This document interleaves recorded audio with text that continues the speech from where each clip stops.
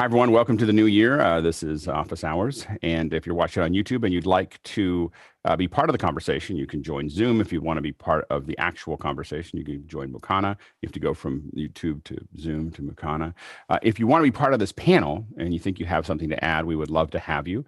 All you have to do is be here early by 6:40 a.m. Pacific Standard, where we do our mic checks. So once we do the mic checks, we are closed for the day as far as who's coming into the panel. But we would love to have you, so come on early. You can come as early as 6 a.m. We open the doors at 6. I can't promise anything from 6 to 6:40. We just kind of talk about whatever we're talking about. It's a good time if you're not sure if you're ready for the panel to come in. So 6 to 6:30, we have a lot of people. We have a growing number of people that just come at 6. They hang out until we do the mic checks, and then they all drop out. So, and some people come even earlier. We have an earlier room as well. So that we only see them during that early time. So you're more than welcome to come in those early times and hang out with the panel and decide if you want to stay through the rest of the show. At 7 o'clock, we start our general Q&A. The Q&A is really anything around production, around media, virtual events, those types of things. Whatever's coming up for you while you're doing what you're doing in life, whether it's trying to figure out how to wire something in your home to figuring out how to run a virtual event around the world. Everything in between is fair game. So what we depend on is for you to ask questions. This whole show runs on what you're trying to figure out. So we're trying to figure it out with you. So we hope to jump into Mukana, ask those questions, and vote on the questions. Sometimes we start running a little bit short at the end of the hour, and it's important that we know which ones were the most important. So your vote does matter here, probably more than most places. so anyway, so you definitely want to vote those questions up and make sure that your voice is heard. Now the second hour is usually something specific. Now in this, we're kind of going casually through this process right now. But we'll go somewhere in the second hour. We'll switch over to talking about what we want to see over the next year around event production. So Fridays have become kind of a focus on event production. What do we want to talk about? What are things that we're trying to figure out, and where do we think that's going to go? So we'll talk a little bit about that in the second hour, depending on how many questions. And when you ask questions for the second hour, use the tag inside of Mukana. That tells us how many are really, if we see a lot of them stacked up, we'll get into the second hour faster. So there you go. And now we're going to jump into questions. Bill, go ahead, and you'll notice there, by the way, there's a little pause. It's an edit pause. That's me creating black space. So that's where for those of you listening, you'll only hear me talk about it once. But if you wonder why I'm going to do the announcement, and then you'll hear me just stop for a second, that's to make sure that Mickey has that edit. So then I'm going to do it one more time. Let's jump into questions with Bill. Bill, go ahead, take it away. Okay, John Pewitt of Huntersville and a frequent flyer here says, yesterday Alex referenced the Black Magic ATEM app. I only found 2 apps from Black Magic designed neither for ATEM. Which app were you using? Go ahead, DJ. I'm guessing you're referencing the ATEM software control, which comes with, it's a download you can get from Black Magic. Right. Yep, absolutely. Go ahead, Bill. I think the other one is ATEM Setup. When you first buy one of the little mixers or something, you often get that setup app that helps you get going originally. Although I have to say nowadays, it's gotten to the point, you used to use the setup to set up your IP and figure out all those other bits and pieces, that now the ATEM, you pretty much just plug it into the computer with a USB-C and it will find it. When you open up the software control app, it'll just find the switcher and pop on. So it's gotten a lot better and easier to connect the ATEM to what you're doing. You do need to download that software. If you go into Black Magic support, you'll see all their downloads. The cool thing to do is to check it relatively often, because, and one of the things I think in the new year for certain apps, we'll probably let people know when those, if we see them update, it'll be part of kind of our morning process is to talk about it, just what the new features are. But it's, they add features, oftentimes significant features, often. So this isn't one of those things that you install and then never think about it again. Black Magic's always improving the hardware, probably almost quarterly, sometimes more. John and then Peter. I forgot one key thing when I was typing it out this morning because in such a rush. I forgot iPad. You'd mentioned an iPad app, and I couldn't find an ATEM Mini iPad app. So it's not an ATEM Mini iPad app, it's just the ATEM app. Now, Guy's showing one of them. Which one is that, Guy? This one's the touch director. This one's specifically for the Pro and the Pro ISO because it can do the ability to stream as well, and it's nice because you can do these what do they call it, the keys with a QR code to set up your RTMP stuff instead of going through all those files with XML. So it's pretty cool though. You can touch and you got all kinds of playback options. I don't have a hyperdeck hooked up, but it can fire off in a hyperdeck as well. Yep. It's kind of a pricey app. It's like $40, but to me, it's totally worth it. I think it's so great. Able to control. I think it's so great that we call $40 apps pricey. Coming from, I've bought apps that were 20 grand, or 60,000 is the most expensive app I've used. $60,000 app. I didn't have to pay for it, but it was Alias Studio. Brian. So, John, the question yesterday was referencing a Black Magic's camera, not the ATEM Mini. And so the iPad app was a control app for a Black Magic Cinema 6K. Yes. So I believe it's an iPad app, and I think though that it runs on the M1.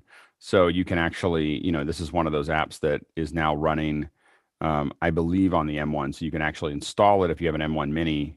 You can install it on there. That's what I believe we're doing. I didn't have to do the install, but I know that it's the same app. So Blackmagic has a iOS app, and again, I believe that it runs on the M1, and so that you can open it up there in Big Sur and use Bluetooth to drive your camera. There's a handful of things you can't control. What's going out on the HDMI out, which would be nice, but you can control almost everything in the camera.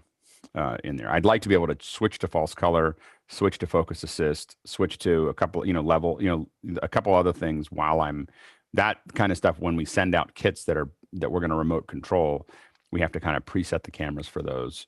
We can't adjust them from the app, but otherwise but look in the iOS store. And again, if you have an M1, I believe you can install it on there. Next question.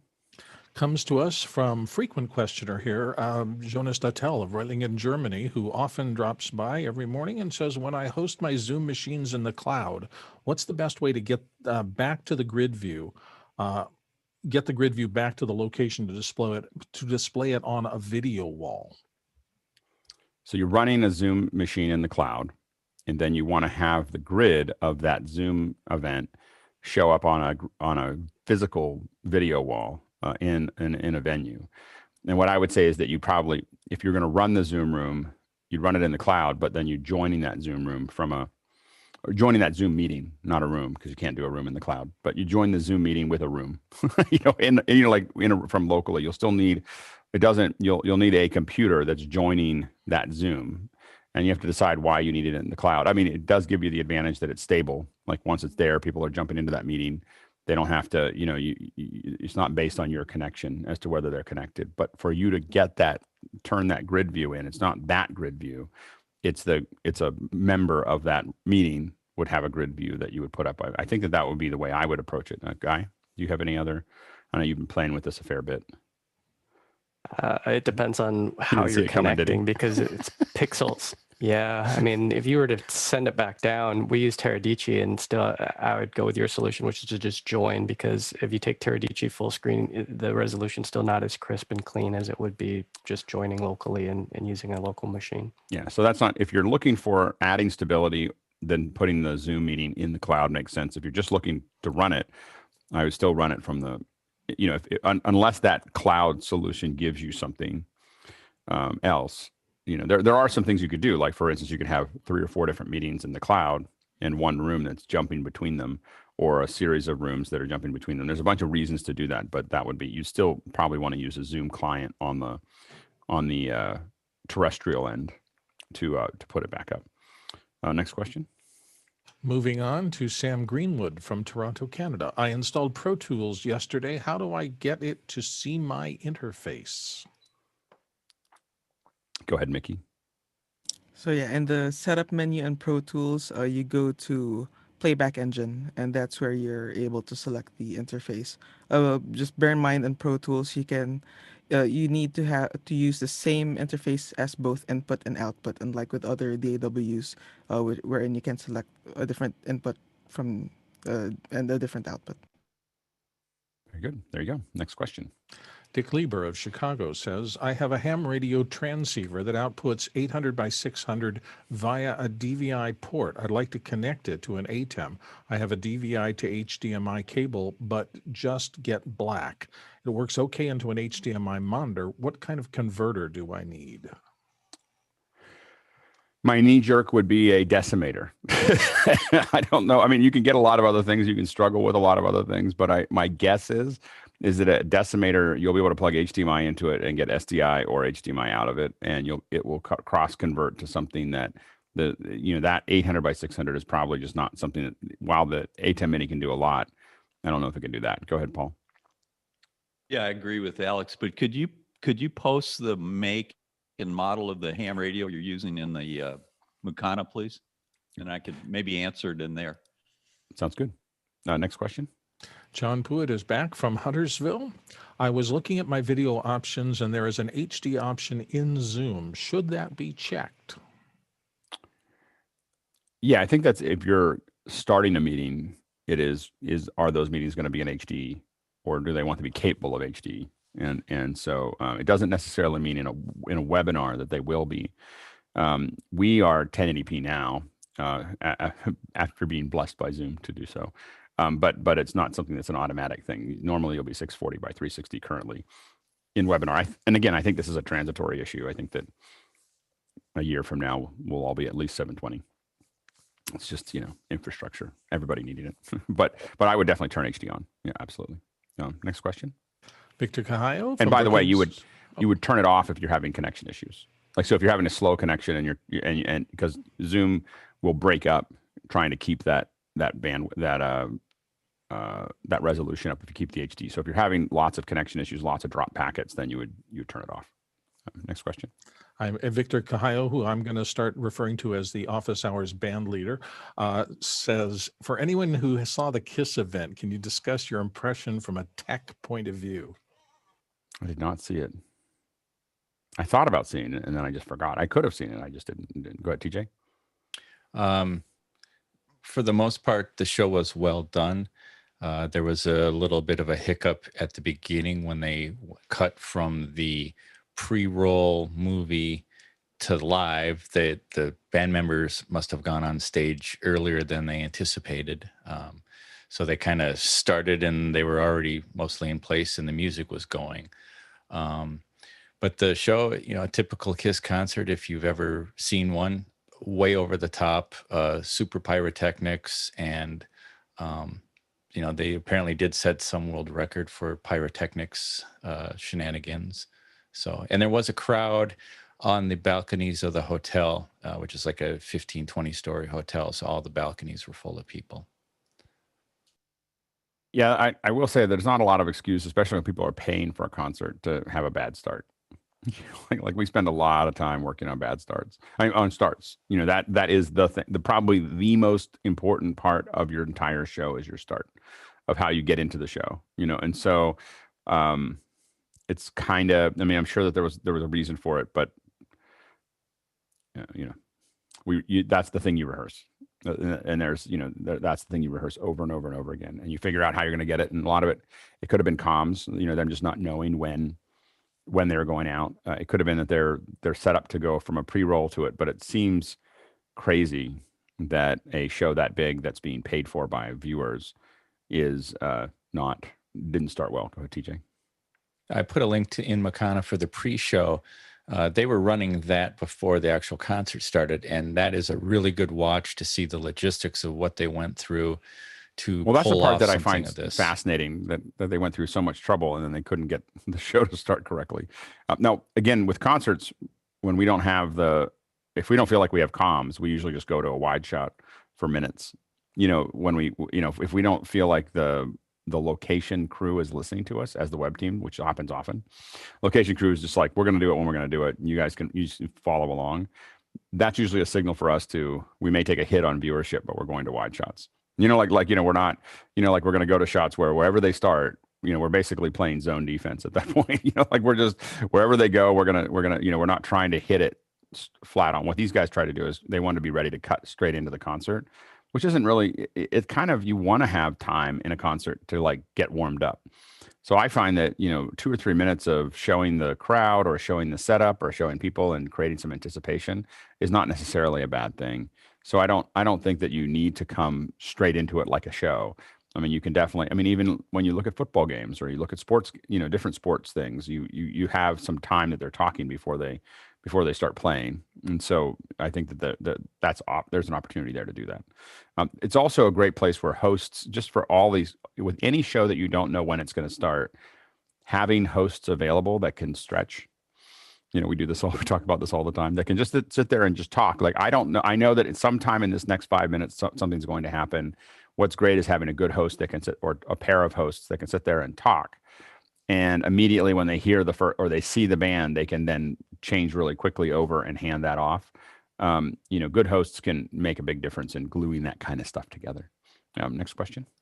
Alec Miguel Lopez Waterman from Queens, New York says, I recently received my speed editor from Black Magic. Have any of you had any time working with it yet?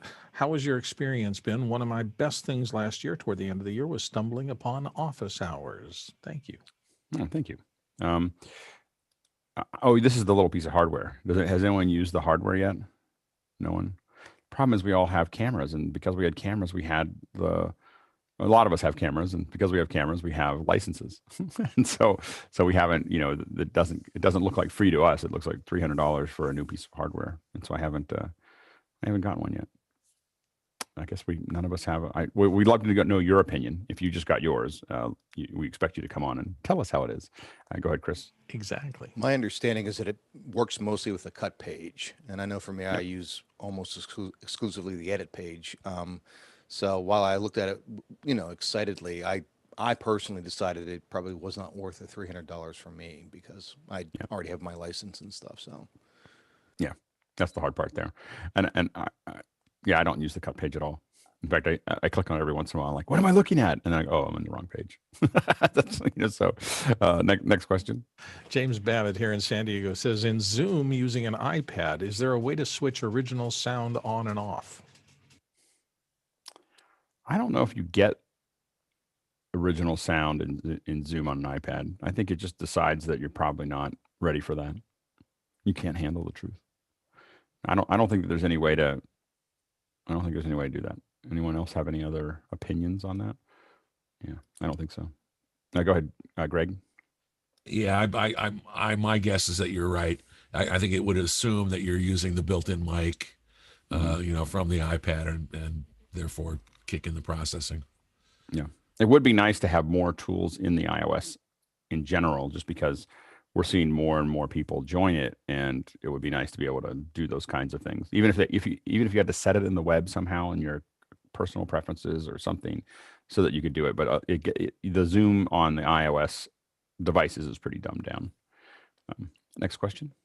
Comes from the Maranatha Spanish Church in Grand Rapids, Michigan. I realized that I must update the sound to digital. So which 32 channel, I'm assuming, mixing board do you guys recommend?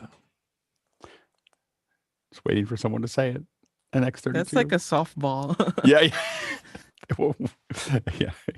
Victor, We using. should all say it at once. Yeah, X32. Yeah, the Behringer X32, and if it's going to be for House of Worship, I would go with the full version, not the compact version, because of how many mics you'll need. Yeah, it's basically the same engine that comes in a lot of different forms. So you have the full version, compact version, producer version, rack mount, all those things. I generally buy rack mounts because we don't have that many mics to deal with, and it's really nice to have it all tied into our rack where I don't have a bunch of tails coming out of the back of a mixer.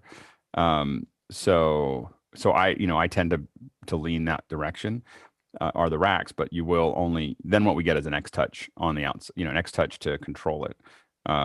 Has worked really well for us, but I think that Victor's probably correct. When you have a lot of mics, having the full version with lots of faders is useful. And inventory has been weak, so you may have a hard time finding one. Yeah. I mean, I think that the Behringer, again, we've talked about this in the past, really turned a corner where they went from being a joke to the thing you get up to where you can afford a Yamaha mixer, in my opinion. Like, I just feel like there's Behringer, and then there's Yamaha, and I don't know if that's kind of how I've approached it anyway. Go ahead, Paul. You're quiet, Paul. Don't make the mistake of getting an X16 because I XR16? did that and I kicked it back to Amazon.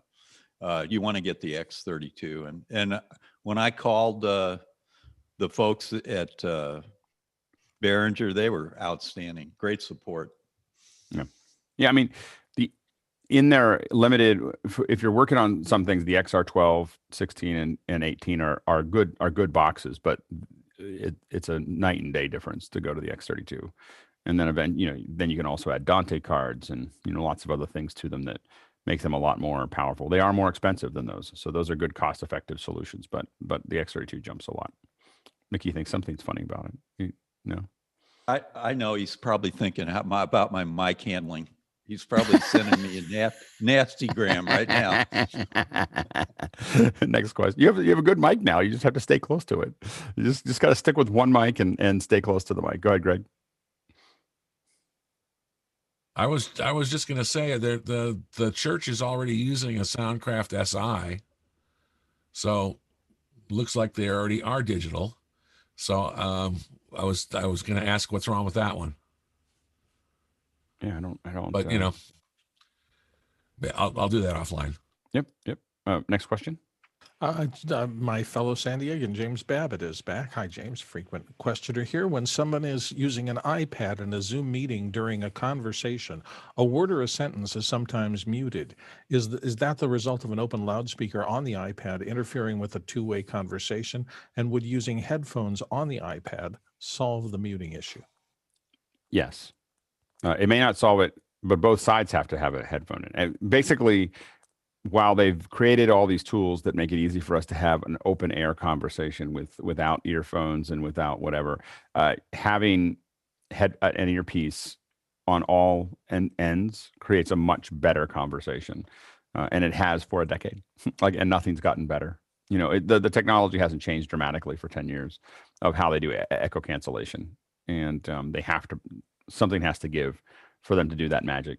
And usually what it is what you're talking about. Things get cut off, things get garbled, things get pushed down. If everyone's wearing headphones, you get a full duplex communication. And so it's a much better experience. Next question. And James is actually back with the second one here this morning. Mickey used an SM58 mic yesterday. Is there an inline preamp to use with the SM58, or would it work best with an interface? I would say, like, if you have a decent interface with a good amount of clean gain, SM58 isn't that difficult to drive. So yeah, with something like an SM7B, you might need people like to use a cloud lifter or the FET head, but not so much so with a 58. But again, as long as you have a good amount of clean gain. Yeah, and there's they have been moving more towards, Shure has kind of started to do more of a line of USB mics in general. I mean, the one that I travel with, I think, is an MV51, which is not the same as the SM58, but it has a USB interface. The MV7, which is a little bit more money, but it's the version of the is it SM7B? Is that what you have as MV7? Is that what you're using? Yeah, so that's the MV7, which sounds great. It's actually the same capsule as the SM58, and just a different form factor and a USB interface. Go ahead, Mickey. Yeah, and just on the topic of the MV7, I think it's a great choice because if you don't have an interface yet, you can just go USB. But if you do start building out and buy a mixer and all that, you can use the XLR output to incorporate it into a larger system. Because if it's just the standalone with microphones that only have USB, we can't really grow from there. It's very hard to grow from there. Yep. You can blame Chris Fenwick for me having the MV7. That's good. It's all Chris's fault. All right. Yep, it's his fault. Next question. Jonas Dattel is back from Reutlingen, Germany, and says, is the Behringer XENYX 302 USB a good starting USB mixer? Planning on using it while I save for a MixPre and so forth. It's okay. Go ahead, Greg. Yeah, it's probably the best preamp they came up with before pairing with Midas, but it's it's probably even a notch under, I think, the newer Mackie preamps. I haven't heard that much, but I know it was night and day after that once they went to the Midas design. I mean, for cut, if you use Zoom and don't go to original audio, it will get rid of the inherent analog noise that comes with that little mixer. I used to own I don't know 15 of these in the old days. So I mean I'm familiar with what it does, and it just has a lot of analog noise in the preamp. Go ahead, Mickey. Yeah, with linking back to what I was saying earlier with the previous question, like in terms of clean gain, yes, this will get you gain, but gain with some, Stephen Kimbrough would say, like it brings the hiss with it as well. Yeah, absolutely. So that's the thing to know. Is that you just don't want to turn off original audio. Don't turn on original audio, and Zoom will probably clean up most of that hiss, but it wouldn't. It's not a clean interface. I mean, that's what it's $80. You can't expect that. Go ahead, Mickey. Yeah, and I don't know if this mixer is capable of providing phantom power, but I think it would work better with condenser microphones if it does have phantom, just because the sensitivity, the output level of condensers would be a lot higher than dynamics, which would be a little harder to drive. Yep. Next question. Comes from Christian Olivier, and this is in Helsinki. I think Helsinki or Helsinki. I tried to figure that out. It's in Belgium, small town of about 3,000. And I'd love for you to pop something in here and tell me how to pronounce it, because that sounds like a lovely place. Microsoft Teams, he says, seems to get more and more of the Zoom's features. Do you reckon it will catch up? And what is it still missing, in the opinion of the panel? Go ahead, TJ. Because I have to use it nearly every day. The thing that I dislike most about it is its screen sharing capabilities are truly atrocious. And Greg? Yeah, I think it's trying to catch up, because it sees instantly that it's getting bumped out, and I don't know. It seems clumsy to me. The whole, the things you want to get to aren't there. You have to look around for them. And, the screen sharing is a little strange. I think once again, I think it's built on a lot of legacy code. And so I don't know. Yep. I don't like it myself. Yeah. Mickey?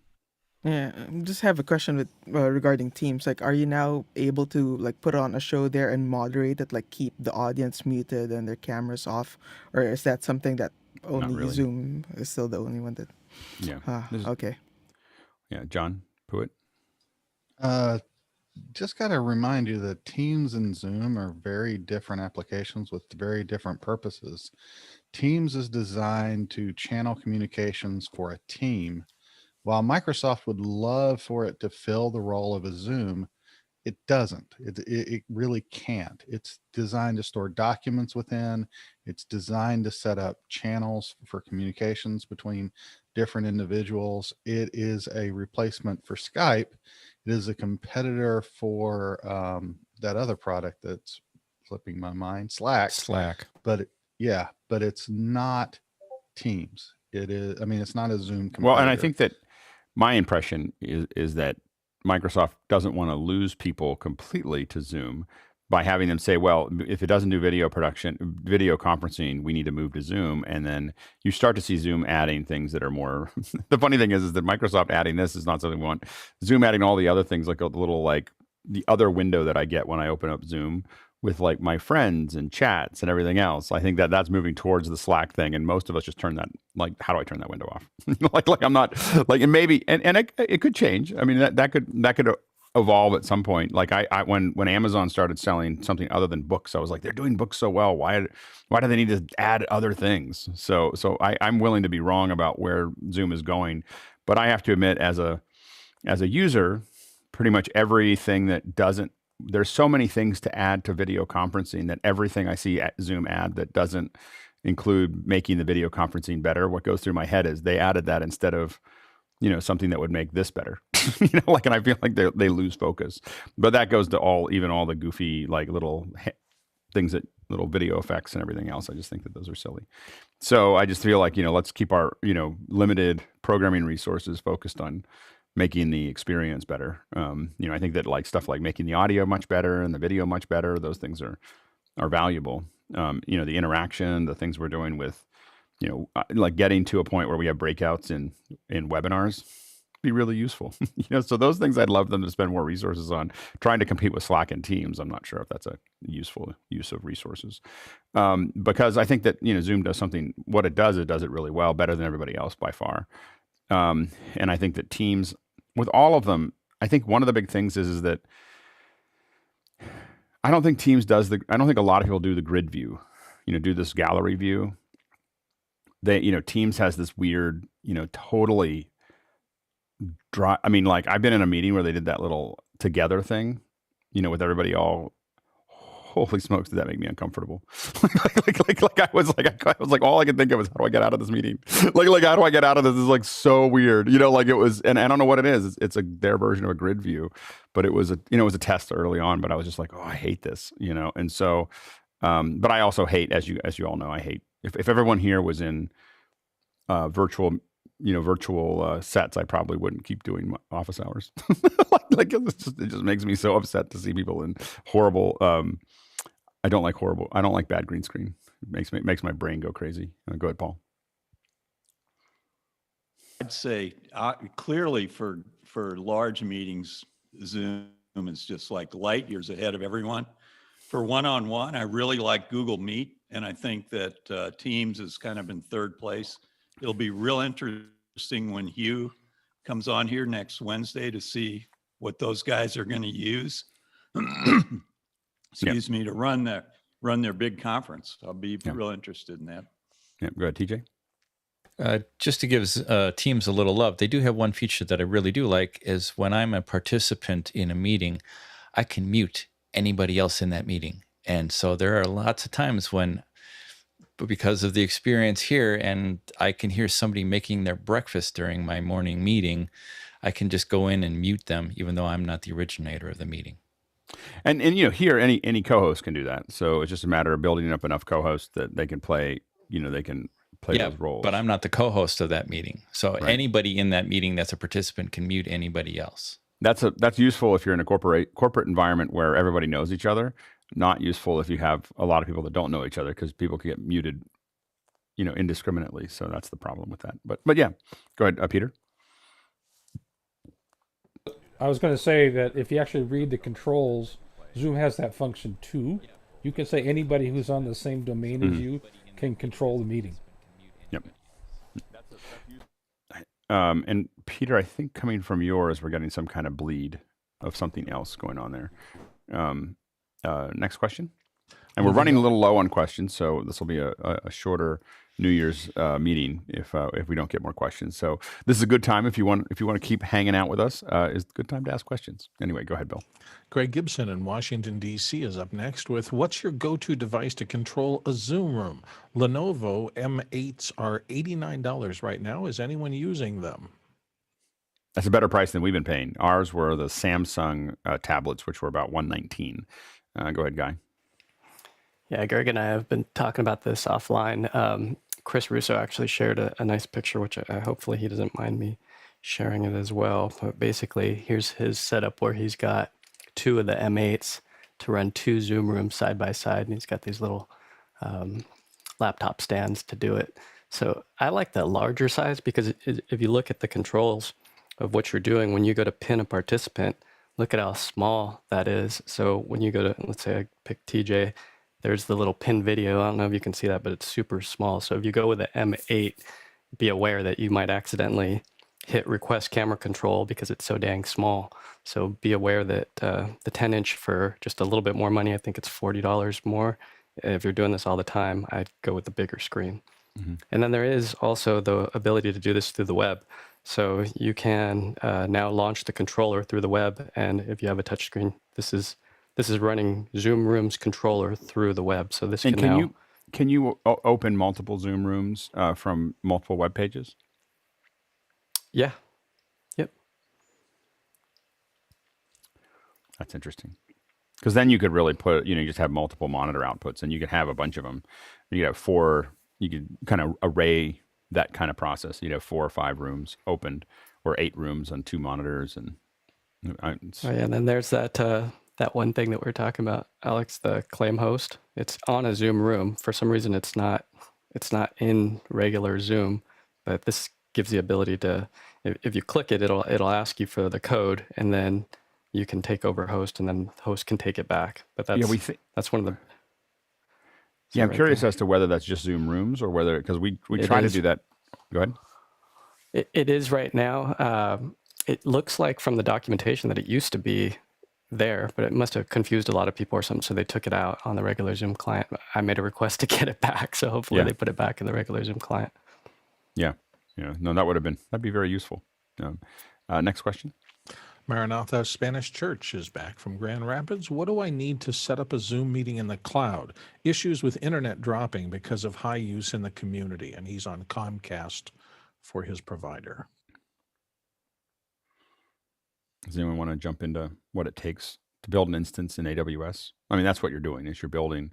You have to set up an instance, and I'm not sure what the minimum instance would be for Zoom. I haven't done it. Go ahead, Guy. I tried the first time that I fired up an instance. There's these free micro ones, and I think they only have like 2 gigs of RAM or something. And I was just amazed that I was able to create one because it was super simple. Well, I thought there's documentation of how to do it, but basically I made one, and then I installed Zoom. I think the hardest part for me was installing Chrome, actually, because there's so many security settings with Internet Explorer that every time you go to the Zoom website, it's like allow for like every graphic that was downloading. I'm like, oh my gosh, this is crazy. So yeah, even just a really basic one, and there's documentation, so you can do it. I think one of the things, ping me. That may be one of the things we do either in a second hour or on a Saturday or something, is just do it from scratch. Like open up an AWS, build it, and just put all the pieces together so that people can ask questions and we can talk through it. I think that's probably something that we should do sooner than later. Just so people, I think that those are the kind of things that 1 hour of that would be great, of us just getting, it's just like an open discussion. And we're going to open up, we're going to log into AWS. What do we do next? And have everybody to talk about what it is and what's next. And then I think everybody seeing that would be useful. So we'll do that. Yeah, it's amazing to see what's behind the scenes too, with all these instances that you can pick. We're joking in the forums yesterday, in the post group, there's some instances that are just massive, like a terabyte of RAM and like 8 SSDs and 4 times 100 gigabit connections. I mean, that's like 100 is as big as you can go. I usually run on a 10.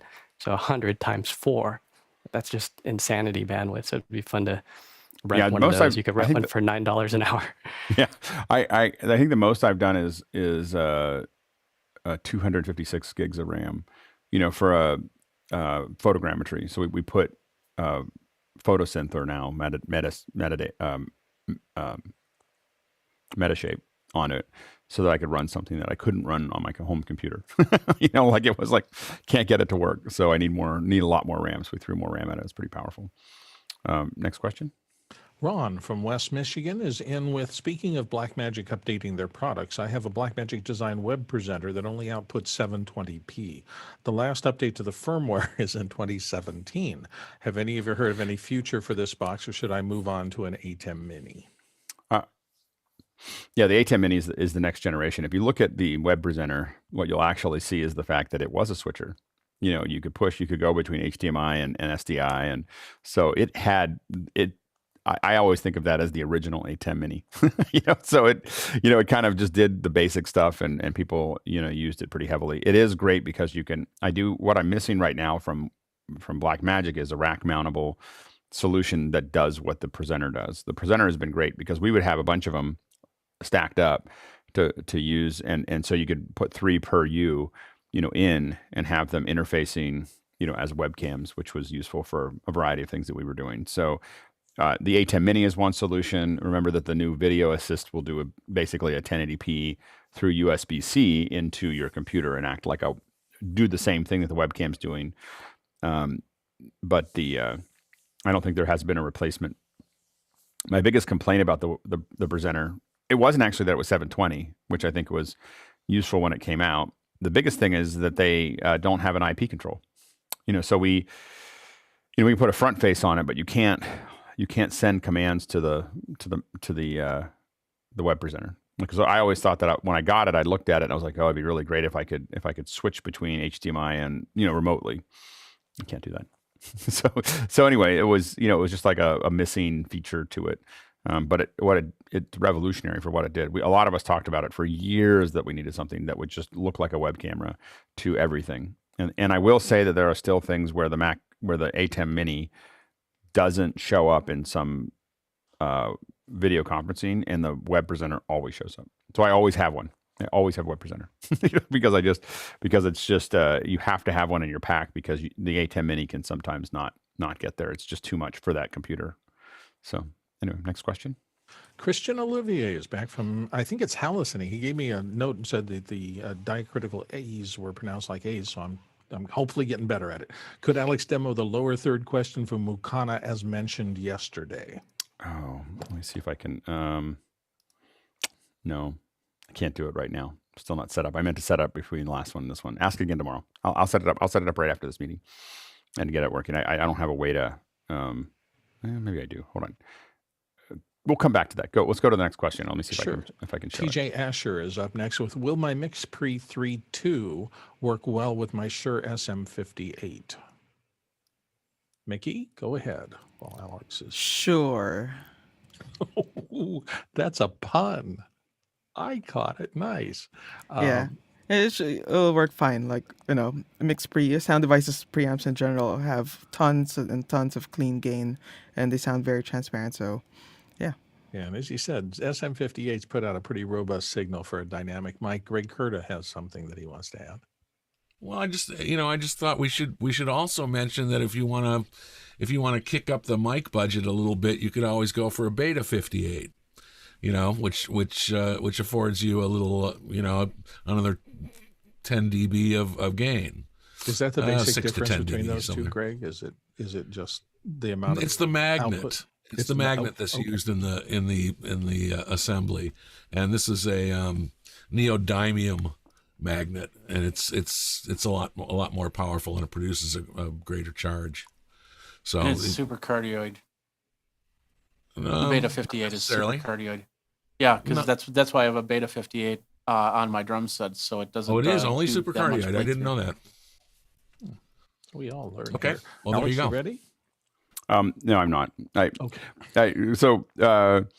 I didn't notice it because we don't use lower thirds that often. That I think as we did updates, I think Chris updated the took out the lower. I was complaining about something else. There was something in the back end that automatically just had lots of lower third options, and I was like, I don't want the lower third options. I don't think I meant that I wanted to get rid of it altogether, but there was a button, as you know, that there was a lower third activation button that was there, and I didn't like it.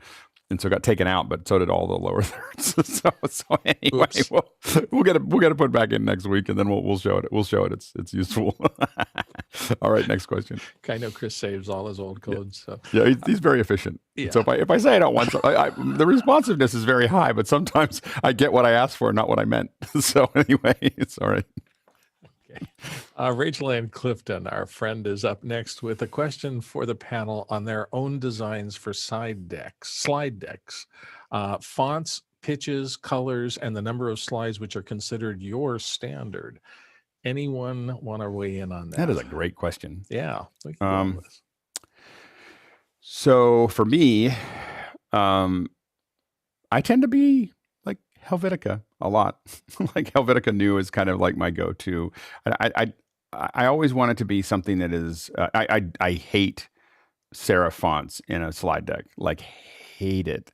Like almost can't watch it. Like just makes me upset to look at it. And for some reason, I only see that in academic science and academic science and government love serif fonts, and it just hurts my eyes when they put them onto a display. And so the problem is that I believe that serif fonts are really for when you have a handful of words, which is what we have here, what we should have here. Serif fonts are so that you can follow the line. The serif font creates the line, so that you can follow it along in dense text. So serif fonts are good for dense text. Sans serif fonts are good for, and serif, serif is the little, for those of you who don't do this a lot, is the little feet that you put onto those are the serifs, right? They're good when you have a lot of, when you're reading a book. I don't want to read a book in sans serif. Like I want to read it. I want serif fonts there. Times is a good, old fashioned ones are good there. Avenir, I like a lot. I like Avenir, as another font, and Roboto, I think. Those are kind of the ones that I've used. I almost exclusively use white backgrounds. And the reason I do that is because the auto alpha in Keynote looks better over white because you won't see any weird edges. So what I do is, because product pictures are often done in front of white, and if I do the auto alpha, it'll knock it out. But oftentimes you'll get a little bit of edging. And if you put that over black, you'll see it. If you put it over white, you won't. So you can put objects into your scenes really quickly and key out all the stuff around it really, really. You can just download stuff. I mean, if I'm going to put something out publicly, I make all the images and I buy them all from iStock. But of course, if you're doing internal stuff, it's the constant go to Google, search large, just grab images, throw them all in and put them all into what you're doing. And so that's why I use white backgrounds. The other reason is because I noticed that a lot of my clients print my presentations, and black presentations literally can wipe out an entire ink cartridge, and it makes the paper really wet. When you do black presentations, you can tell companies that like to print them because they all do white. Big companies that print the presentations all do white backgrounds because colored backgrounds use up a lot of ink and make everything really soft and weird and everything else. And so it prints better if it's over white. And then, those are the big things that I use as far as that. And then everything else is just design and layout. But generally, number of slides, I start with 20. It's usually what I try to get to. But I do lots of builds. So I build a lot. I'm not afraid of slides. I'm afraid of time. Like I need to be able to get through the slides quickly, but I think about how much time I'm going to spend. I like to change the slides very quickly while I'm talking. I don't like it to, I don't want to sit up there for very long. So that tends to be my kind of approach to that. Go ahead, Bill, and then Victor. So, and this is a really good example of why there's no one way and none of it is wrong. I am kind of the opposite from Alex, although I appreciate everything he said, and I think there's a lot of circumstances where I'd buy into that 100%. I tend to be most sensitive to the amount of light coming off a screen at the audience, particularly if I'm in a light room. That white background might work fine because it's not a big contrast. But if I'm in a darkened room or a large auditorium or something like that, sometimes the amount of light that comes off an active screen with a white background is just so much that it makes it difficult for people to read small dark type against that. And to Bill's point, if I'm doing a presentation in a large stage, I always use dark colors for that reason, because you can watch everybody squint. If you do it on an LED wall, it'll whack people. So I do switch that, but most of my presentations are not that. They're over Zoom or something like that. Go ahead. That's the point. You have to understand what you're trying to get to. Some rules, like mice type is terrible. That's what we call those large blocks of gray type that bad designers put on slides when they're just coming from a presentation and they think that somebody can read 3 paragraphs done 3 times on one slide. That's a nightmare.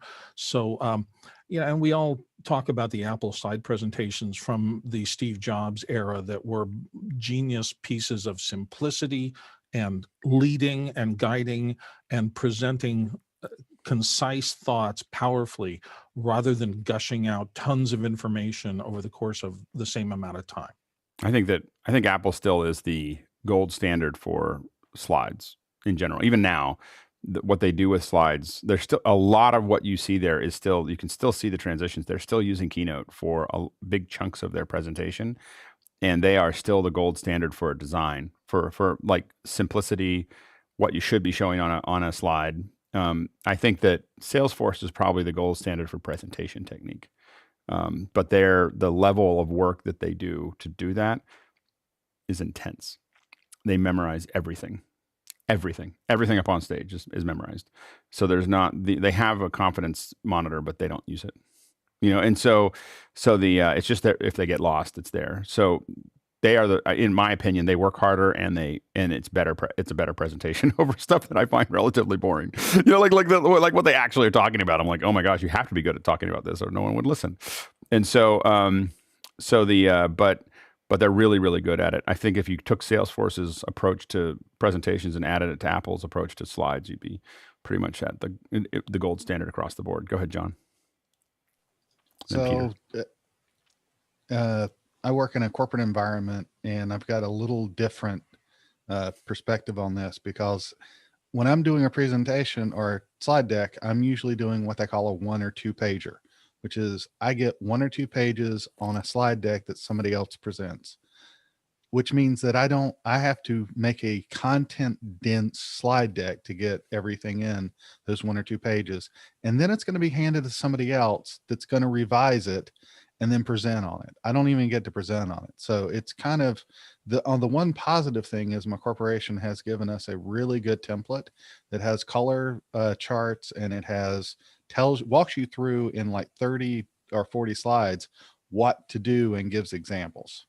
So that's a good thing, but we're 1 or 2 pages at most, and it's just really a difficult job. So just keep that in mind when you guys are thinking about it, that sometimes these ugly slides are built by a committee by people that aren't allowed to give them.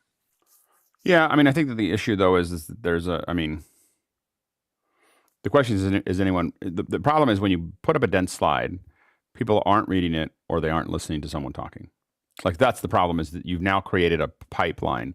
So that if you put up a dense slide, they're either reading that whole slide and not listening to the speaker, or they're listening to the speaker and they don't bother with the slide. And it just depends on, and that's the challenge with dense slides, is they actually just stop cognitive, they stop the cognitive process. So you can do it because that's all you have, but culturally people need to know that that's very damaging to and it makes it, it creates it's a solution for insomnia. Go ahead. And I Peter. tried it. Yeah. No, I know. I get it. I get it. Yeah. Yeah. No, absolutely. Go ahead, Peter. Well, I was gonna say, kind of follow on to what you said is, I live in a world where our presentations live after us. So what I've tended to do, what we've been coached to do, is use speaker notes and print the slides with the speaker notes and say, here's the follow-on presentation if you actually want to read the detail behind it. So we don't end up with information-dense pictures, right? Slides. Yep. And then the other thing is I say, and I'm going to switch screens here. I can't show it because it's on my corporate system, but we publish a very strict template to use to keep the corporate branding alive, going back to a pre-show conversation that says, thou shalt follow the corporate branding model. So if you're in that world, and we, go through bunches of, here's how we, custom colors, where do we get additional resources, all that kind of stuff. And that's actually a PowerPoint template, and it comes up whenever we fire a PowerPoint. There's also there's also a Keynote version, just to keep you happy. The one we can't figure out how to do is Google Slides. The funny thing is that the funniest part of this is that I've seen a lot of these style guides there's all these style guides for color and layout and everything else, and then people build dense slides with those style guides, and I'm just like you missed the you strain at a gnat, like it's the strain, like that. We get yelled at by our particularly for the high profile clients, because they we actually send our presentations through a group that actually does communications. Yeah. We follow the McKinsey model, so there's a cleanup crew that comes out after us to say, this is what it's going to look like. Right. Yeah. Well, the most successful I've done, I made one slide deck. I don't think I can show you guys, but I made one slide deck for a company where they had me come in and analyze what they were doing. So I just went in and just wandered around their job sites and did a bunch of other, looked at a bunch of things, and then I gave them suggestions on how to improve the quality of what they're doing using media. So how do I use media to make their job, which is not a media company, it's a different kind of company, how do we do that? And so I looked at it all, then I built a deck, and then I recorded the deck. Like I sent them the deck, but it was just pictures. It doesn't make a lot of sense by itself. But Keynote has a thing where you just hit record and then you just talk and you just go through the whole thing. And I just went through the slides. I went through it a couple times, sent them the video.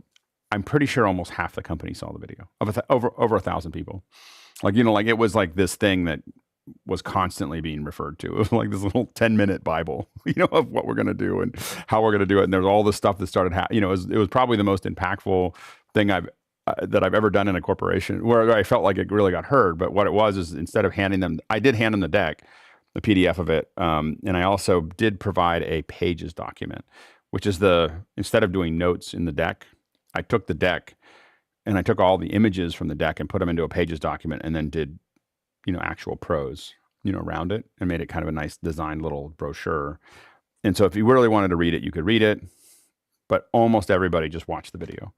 Now the key is the video wasn't very long either, and there was lots of pictures and it moved really fast and it did, it was fast, but in 10 minutes I was able, and that's why when someone says, what's the most important app that you should learn? It's Keynote. It's like, Keynote is the thing that you get everything else done with, and it is the super app. It is at least twice as good as PowerPoint and 10 times better than Google Slides. And it just gives you the secret weapon. When I was getting funding for the school in Rwanda from the Rwandan government, the guy that came up before me was much smarter than I was. Like they're really, really good at it, and they built really dense slides and no one was listening. And then I got up there and took Keynote all the way to the outside edge. Like things are animated and moving around and everything else. Who got the $1 million? I got the $1 million. Like to build a school, so anyway, it didn't matter that I wasn't as smart as he was. It just mattered that I was just really good at Keynote. So I highly recommend, we'll probably spend some of those Fridays talking about Keynote. People have been asking me to show some of my slide decks, and I just haven't had time, but I'm going to try to work on putting together a couple little examples of how I use it to make it better. But I think it is the secret weapon to getting things done. Brian and then Chris. So I'm like you, Alex. I do a lot of builds on mine, and something that bothers me in my job is where people say, well, there's too many slides. Because there's 5 minutes per slide. No, it's not 5 minutes per slide. It's 20 slides per minute. It's moving along. And a great thing is where you can nest them down and make a folder and just show them the one slide that's the first of the batch, so they realize, this timeline, this history timeline, I'm going to talk about it for 3 minutes. There's 20 slides to do it, and it makes it much richer. Yeah, absolutely. Absolutely. Chris? Does the iOS version of Keynote have the same kind of power that OS 11? It does. I will say I don't like building in iOS. So here, my pattern for how I build slides is that I write an outline actually in Notes. So in Notes, I write the outline of what I'm going to talk about. And I don't start building slides until I have an outline. But it's only a couple words. Like I'm going to talk about this, then this, then this, and I rearrange it and I think about it and everything else.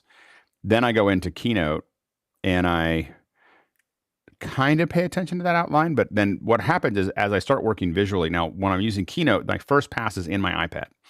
So I know I say I don't like building on it, but I like sketching in iPads. So what I do is I very quickly add a new slide and I just draw what it's going to look like, hand draw it in Keynote.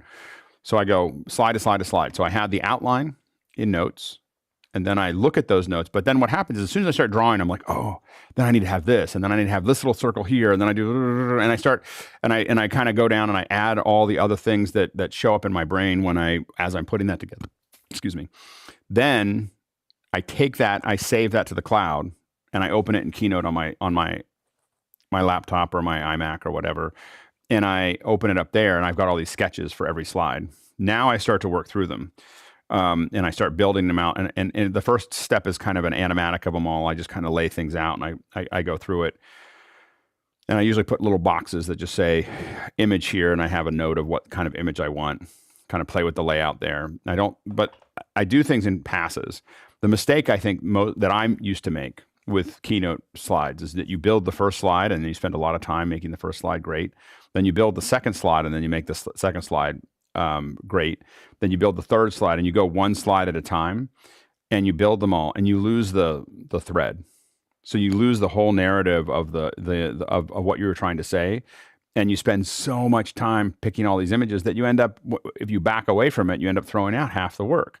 So what I try to do is do it in layers, of complexity where I'm adding it. So when I'm really dealing with every alpha channel and whether I want a 3D object and whether I'm going to download something from, Turbo Squid or go out and take another photo or whatever, by the time I do that, I'm very clear that that's going to be in my slide deck, so I'm not spending any extra energy because I do so many decks that I can't waste time on pieces of slides that I'm not going to use. So, and again, I've seen so many decks that I've lost because I lost the thread, because I was so caught up in the details that I lost the forest for the trees. And so that's the thing that get in presentations, in my opinion, you have to 10,000 feet, 5,000 feet, 1,000 feet, and then on the ground. And you have to think of it that way, or you won't get in my opinion, the best presentations I've built, that's how I've approached it. Next question. Moving on to Paul Wallace of Austin, Texas. And here in the panel, what's your prediction on what South by Southwest will use for their meeting platform? Zoom, Teams, Meet, or roll your own? I bet they're going to do some kind of event platform that isn't Zoom, that won't work very well. But I think that they could have, I think that as someone who's spoken at South by Southwest, I think they could do something in Zoom that would be transformative if they started now, and really pushed hard, that people could go into meets and they could do things and they could watch bands and they could, you could do everything that they're trying to do inside of Zoom, but they won't. They'll try to do something that isn't Zoom, because when people don't see Zoom like the way we do it, we do Zoom in a very specific way. When people see it, and I'll show you guys something. We were digging this up in a conversation. We did a 5-hour conference, and they did okay us to show it, and then we forgot it. We moved on to the next project too quickly. But let's see if I can pop this up here. So I'm just going to share this out. I'm not going to share the audio just because it doesn't matter. I just want to show you. This is a conference that we did a little while ago called the Decode Summit by Inscopics. So this is State of Mental Health. And so this is 5 hours of content we didn't do the slides, but the slides weren't bad.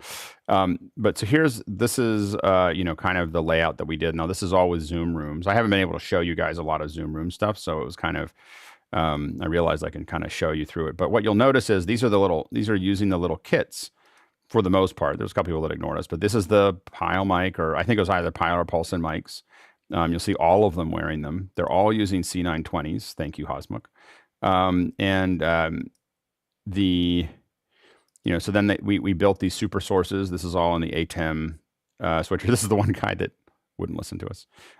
Anyway, and then, but almost everybody else is, and what you'll notice is that they're doing their presentations. There's a video playback.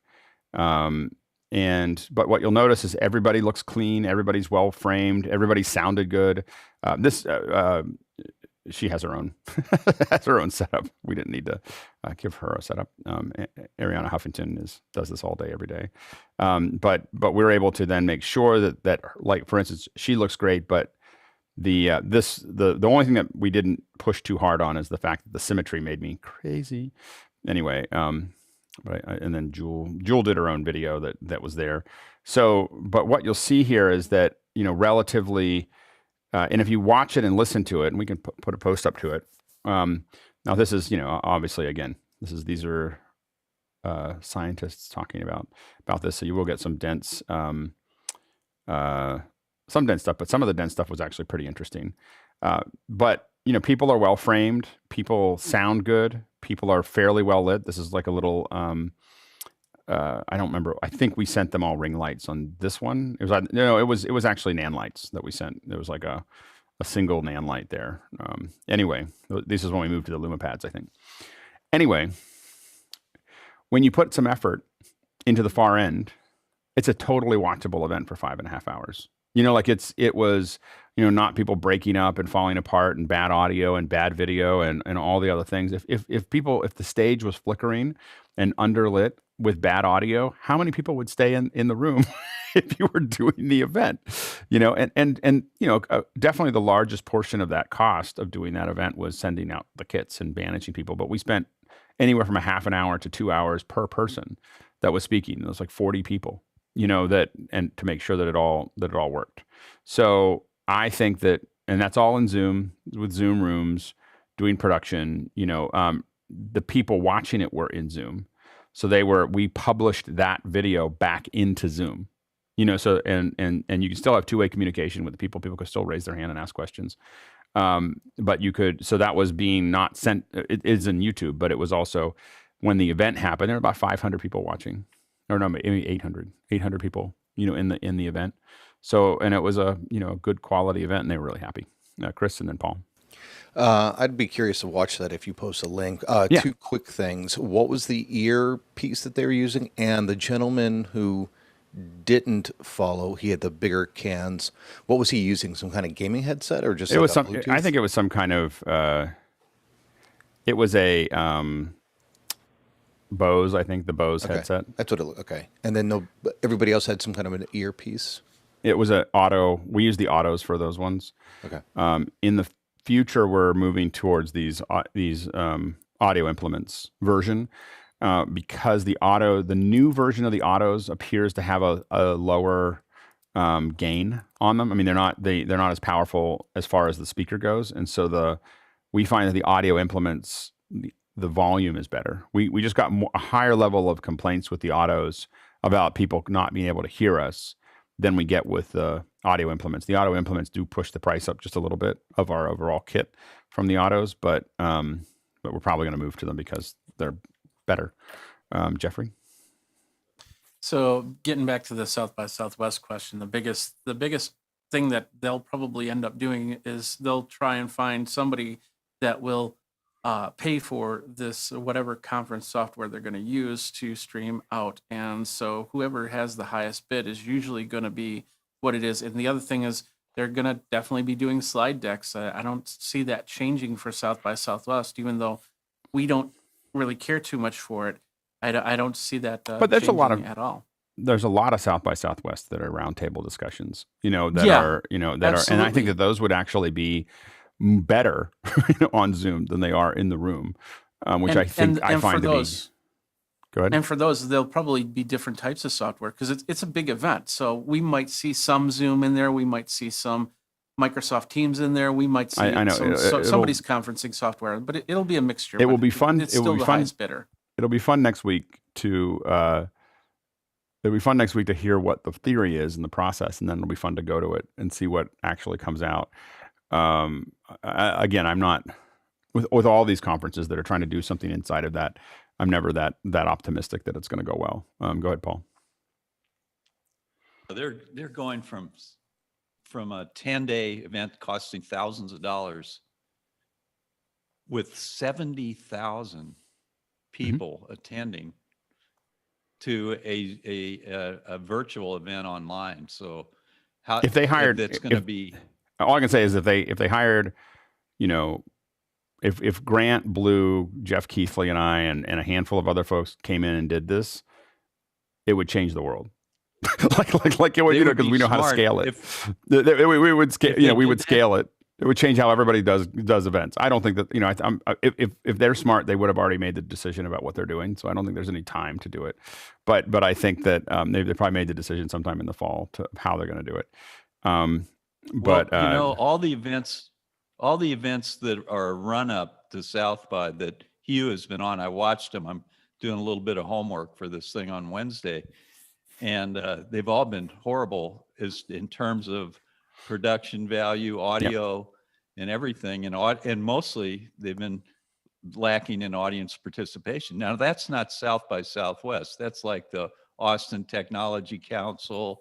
Yeah. And John Lebkowski and other people interviewing Hugh, and it hasn't gone well so far, but I think they still have a good shot at it. They've got till March to get this thing together. That's barely enough time. I would like to see that happen. I have events. Just described. I have a couple events in April, and it's like we're terrified that we haven't gotten final green light on them because that April 10th for the event or April 15th or whatever. Those kinds of events are, right to me, that's right around the corner. To do an event with tens of thousands of people, that is like, if you back up from a March event, like a March 9th to 15th or whatever that typical South by Southwest is, I will say that they have no time. So that hopefully they made the decision with or without us. Hopefully they've already made the decision about what that looks like, because you needed to start that like 3 months ago. Otherwise you're a fire festival. Stephen?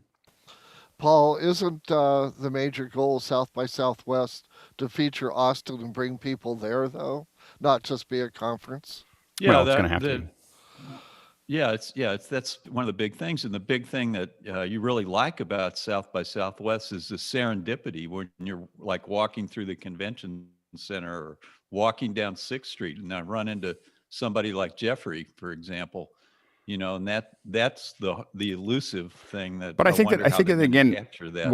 What we're experimenting with that I think we're starting to see here is breakout rooms and things, places for people to go, and the serendipity I think is oftentimes overblown.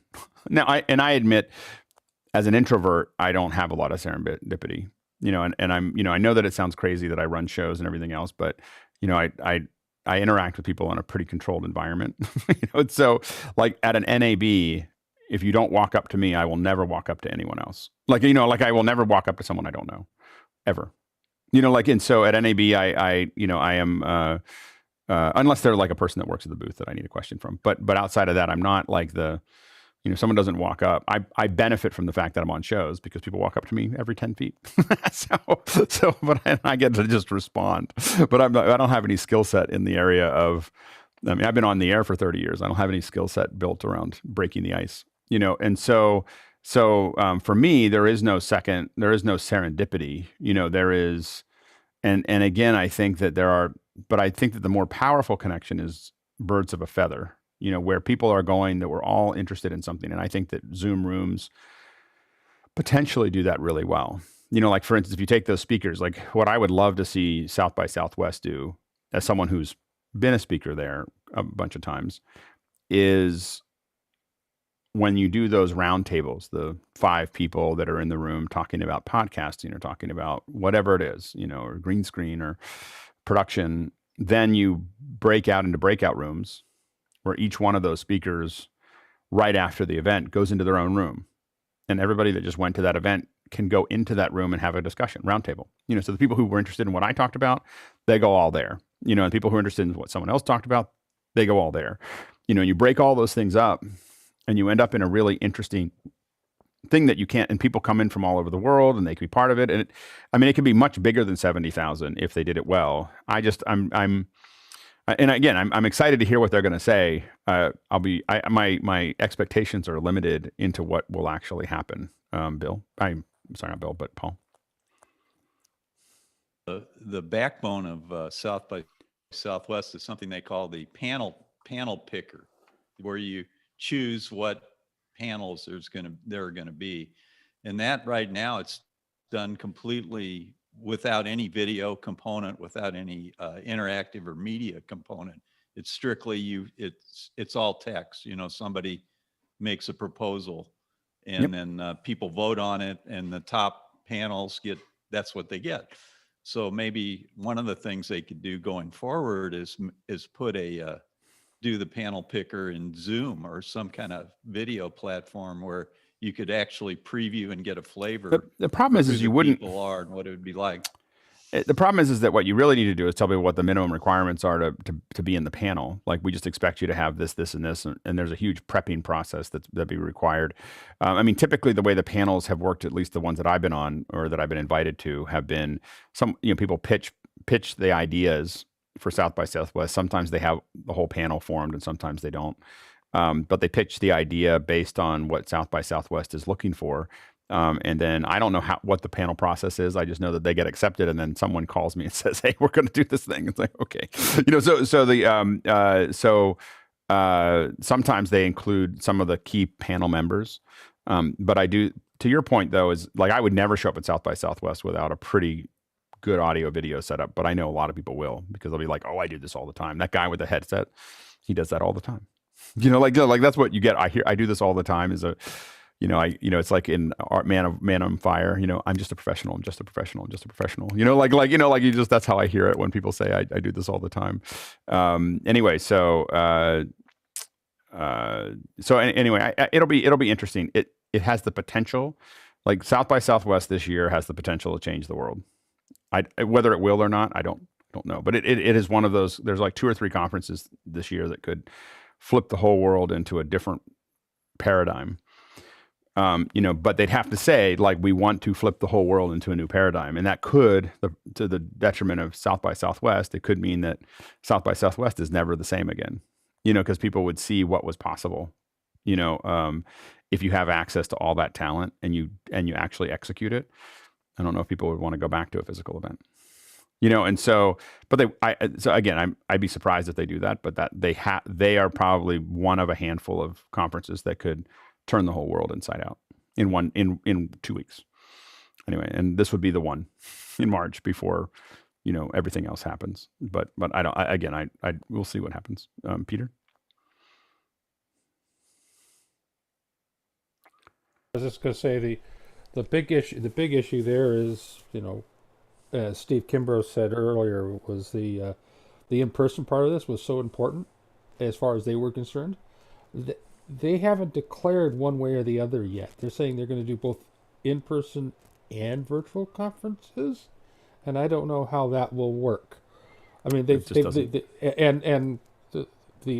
and to your point earlier, Alex, the county public health officials have already said South by Southwest in person in April, probably not going to happen. Not if we have anything to say about it. Right. And of course, the county public health officers have a lot to say about it. Yep, absolutely. Bill? Yeah, I think a ton of this whole discussion, we're looking at it from the technical point of view, and there are lots of problems that the really smart people on this panel and from other places could help solve. The risk management, and I say that from 2 points of view. Number one, just the investment. I mean, I've been associated with medium-sized events. I've always gone to things like Comic-Con, which are pretty large ones, and I remember talking to people who are involved in putting that on about the risk management portion of it. You have literally millions upon millions of dollars flowing through an organization that is often an ad hoc organization that's come together over 15 or 20 years of enthusiasts who the best of them rose up and took leadership roles in that and took care of the insurance and all the rest of the stuff that's required to indemnify a huge gathering in a major city like South by Southwest. It's not easy. And so ameliorating that risk, and whoever's on the line for the money, whether it's sponsor money flowing through, you've gone to big companies and you've got large commitments and that's going to flow through to make this work, or whether it's the smaller ad hoc groups, it's just a daunting task. And I raise my hand and say thank you to all the people who have managed to make these big things come through. They're not easy. And they're definitely not easy, but the what's killing people is trying to do both. It's pulling them in 2 different directions at one time. You just got to decide what direction you're doing. Right now in the current environment, physical events don't make any sense. Hybrid events don't make any sense. Like, we don't know what this is going to look like in 3 months or 2 months. But I guess when I try to build events, what we try to not do is have variables. Like, what we try to do is go, we're going to build an event that we know we can actually do. We're not going to have it like, well, if this happens, then we'll do this. And if this happens, then we'll do that. Because what you do is you waste a bunch of resources on going, building all the options. You just want to reduce the number of variables as fast as you can to this is what we will do. And you base those variables on what you know is going to be there, and then you execute, and you get into the situation. You want to get to the point where you're executing as fast as possible, and not figuring it out as fast as, like you have to get away from that. And the reality is that I wouldn't, and I think that companies that we're working with have just written off 2021 for physical events. They're not trying. They're not thinking about it. They're like 2021, we're not going to do any. Like, there's no capacity for it. We're not planning any of them. It's not like, well, we'll see how it goes in December, or we'll see how it goes in June or whatever. They're just like, we'll have a discussion in December or November of next year of 2021 about what 2022 looks like. But we're not going to think about it until then. Like, every event that's being designed is zero physical participation, and that is the way to do this, in my opinion. Like, is just to write off 2021, build great online events, this year in something, and because you could build events. Like, the thing is that if you look at what partly what we're doing, what Grant's doing, what Blue's doing, what Jeff Keithley's doing, we can build events that you could never fit back into a physical world. Like, they are so big and so impactful that, all the technology's there to do that. Maybe not off the shelf, but you have the right people. There's a handful of people that can turn this into something that ties the whole world together, that doesn't exclude 99% of the world, which is what South by Southwest does. South by Southwest is 1% of the world, the top 1% mostly, get to go to South by Southwest. And so, you could include the rest of the world in what you're doing. You could do it seamlessly. You could be, again, yeah, you're not running people in the hallway, but you are running them into breakout rooms, and you're having discussions, and those, the variety of those people will be much different and much wider than it was before. So all of that's possible right now. And we just need to give up on this physical nonsense. Like, I just think that all the physical stuff, the hybrids, I think that schooling right now is nonsense. I mean, if people don't think that's super spreading, they're crazy. 12% of all the COVID cases are kids. Bill, and then Paul. So for me, and part of my point was risk capital. My niece was just involved with Hardly Strictly Blue Glass. I think I talked about it a little bit on San Francisco. And the reason that came off, and the reason that has spawned other products since then and is sustaining, is that there was an investment banker who loved bluegrass music and left a gigantic pot of money to sustain that over the course of years. So they didn't have to raise capital. That was in place. So for South by Southwest or these other things, the question is, where's the entity like that that's going to take the financial risk out of it, so you can try new things, knowing that if you don't get X number of tens of thousands of people buying a ticket for $10 a piece, you're still not going to lose your shirt and fall apart. Good, Paul, and then we'll move on. Yeah, I think just real quick, I think they really want to avoid being just a placeholder event, just to keep it going. They want to excel beyond what the physical event was, and that is a huge challenge. I hope that Jeff Keithley and Grant can be here on next Wednesday, because I also don't want to become a grilling. Like, we want to see what we're going to give them the space to talk about how they're going to do it. I don't necessarily I'm going to say what I have an opinion about with all of you right now. I'm not going to necessarily turn it into an argument while we have a guest there. So we're mostly going to, a guest event is mostly about the guest being asked questions about what they're planning to do. It's not about us arguing with what they're going to do. I have my own opinions about it. We'll all talk about it, but I'm not going to try to sell them on something new on Wednesday. Just manage everybody's expectations. It's not really how I work. Next question. Charles Hodge of White Lake, Michigan says, other than price, what's the difference between using a Facebook portal versus an iPad for Zoom? Facebook portal will follow you around while you walk. I bet you that took a lot of R&D to do that, to make that work. A lot of guidance probably was required to make that work well. Anyway, so the Facebook portal will follow you around. It's got a 4K sensor that will follow you around and move it around and reframe seamlessly. Also, it will bump your Zoom meetings to 720, which I don't think the iPad does. So those would be the two. I think those are probably the two biggest things. Anyone else have anything else? Nope. Well, there you go. Oh, go ahead, Mickey. Yeah, as you mentioned, the camera on the portal would be. I think the following around is handy if used, like, say, in a situation where it's like a family thing, not so much maybe for more formal like meetings, but like if it's something more casual, the Facebook portal would work better. And also, an iPad, you can easily hook up a pair of wired earphones, but not some on the portal. You can use Bluetooth ones, but not wired ones. I'd be tempted if I was doing like a cooking class, for instance. I would be tempted. I might have like 4 or 5 cameras that I'm cutting to, but I would be tempted to have the participants be on the portal, on the video portal, because it would kind of frame them while they're working, like, and be able to kind of, as they move around the kitchen, it would just follow them around rather than having them, having something that they're walking in and out of camera, which is a problem we've had in the past. Go ahead, Bill, and then Paul. Yeah, to me, it seems like the portal design is mostly to remove the friction that non-techie people fall into when they try to put something together. I mean, it's an appliance, you plug it in, you connect it to the internet, and with the exception of having to have either that Facebook or WhatsApp account to initialize it, everything else is pretty automated. Yep. Go ahead, Paul.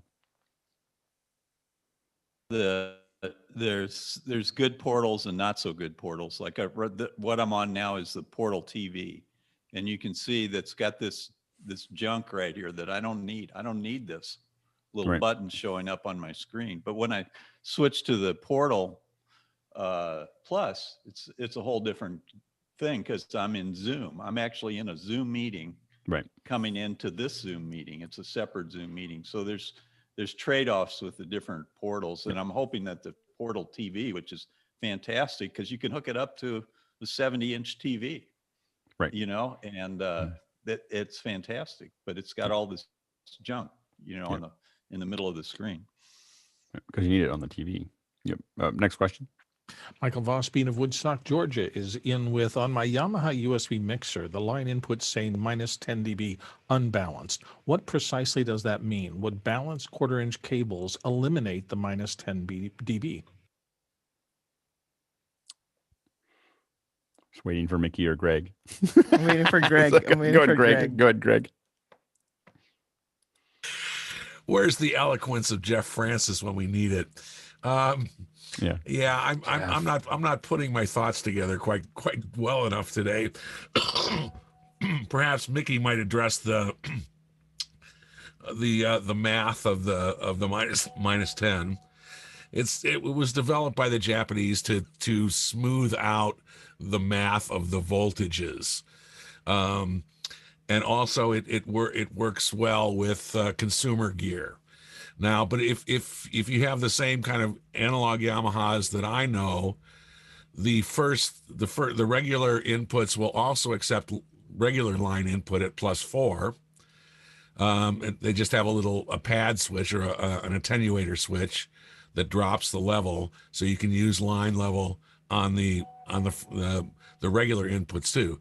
The minus 10 are dedicated for things like your computer coming in or a MP3 player, something like that. The balanced cable has nothing to do with minus 10. That's level. Balanced is another issue entirely. So it doesn't do anything to the level. It just comes in at a lower level.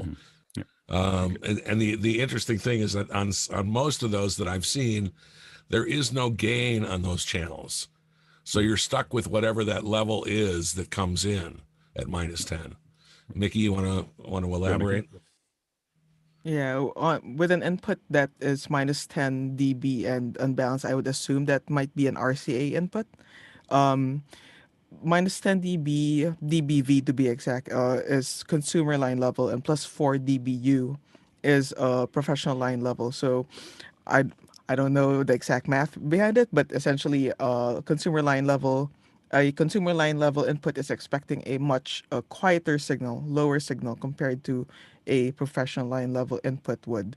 And if you use the balanced cables, that wouldn't change a thing. If the input is expecting something that's unbalanced, then even using balanced cables won't change that. And as Greg said, it also won't change the level that it's expecting. Yeah, I think the most important thing is that it is to not put, +4 level into those inputs, because then you're going to overdrive. You're going to overdrive it, and you risk at least fuzziness, if not outright distortion. So, yep, Bill. Yeah, and unless I remember incorrectly, this is a logarithmic scale. So at minus 10 dB, it would be 100 times smaller a signal than 0 dB. And so just think about it as a teeny tiny soda straw. I don't think it's 100. I think it's closer to 10 times 10. 8 times. I don't think it's logarithmic. I don't think it's exponential though. I don't think Oh, it's. it's I not. think it's Okay. logarithmic, but not exponential. So still, so consider 80. I think it's like 8. Yeah, it's 8 the amount of times. water coming through a soda straw versus the amount of water coming through a garden Mm-hmm. hose, perhaps. And you're talking about 2 different levels. So you do not want to put a big signal into a small capacity signal system because things go bad very quickly. Yeah. Next question. Moving on. So Christian Pelving of Uppsala says, does anyone use, and he has a URL there for showflow.tv products prompter, OCH Studio for your productions? I know that's a little hard to I think there was a decode here. typo there, but the Showflow prompter Showflow Studio. TV Showflow has a prompter. Now I have to admit, most of my experience with Showflow has been related to the rundown, which is actually really good. Now, what I believe that what you can do with Showflow here is that you have prompter, and that prompter can be driven from it syncs with Showflow. So the big advantage of Showflow in general is that it starts the way we've used it in the past is that I only have a lot of experience. I have a little experience with the prompter and a lot of experience with the Showflow rundown. You can create rundowns. You can tie them together so the audio team has one rundown, the video team has another rundown, but they're all integrated. So the producer is going through all these things and it's giving everybody their cues, as it goes through the show, as it goes through run a show, and people don't have to see the camera cues or the play out cues. They only see the audio cues, or they only see whatever, however you have it set up. And so it's a powerful app in that sense that it does those things. They've added events on top of it that look a little, like remote events that you can kind of build on it. And they added the prompter stuff a while ago. And anyway, so the prompter is prompter software.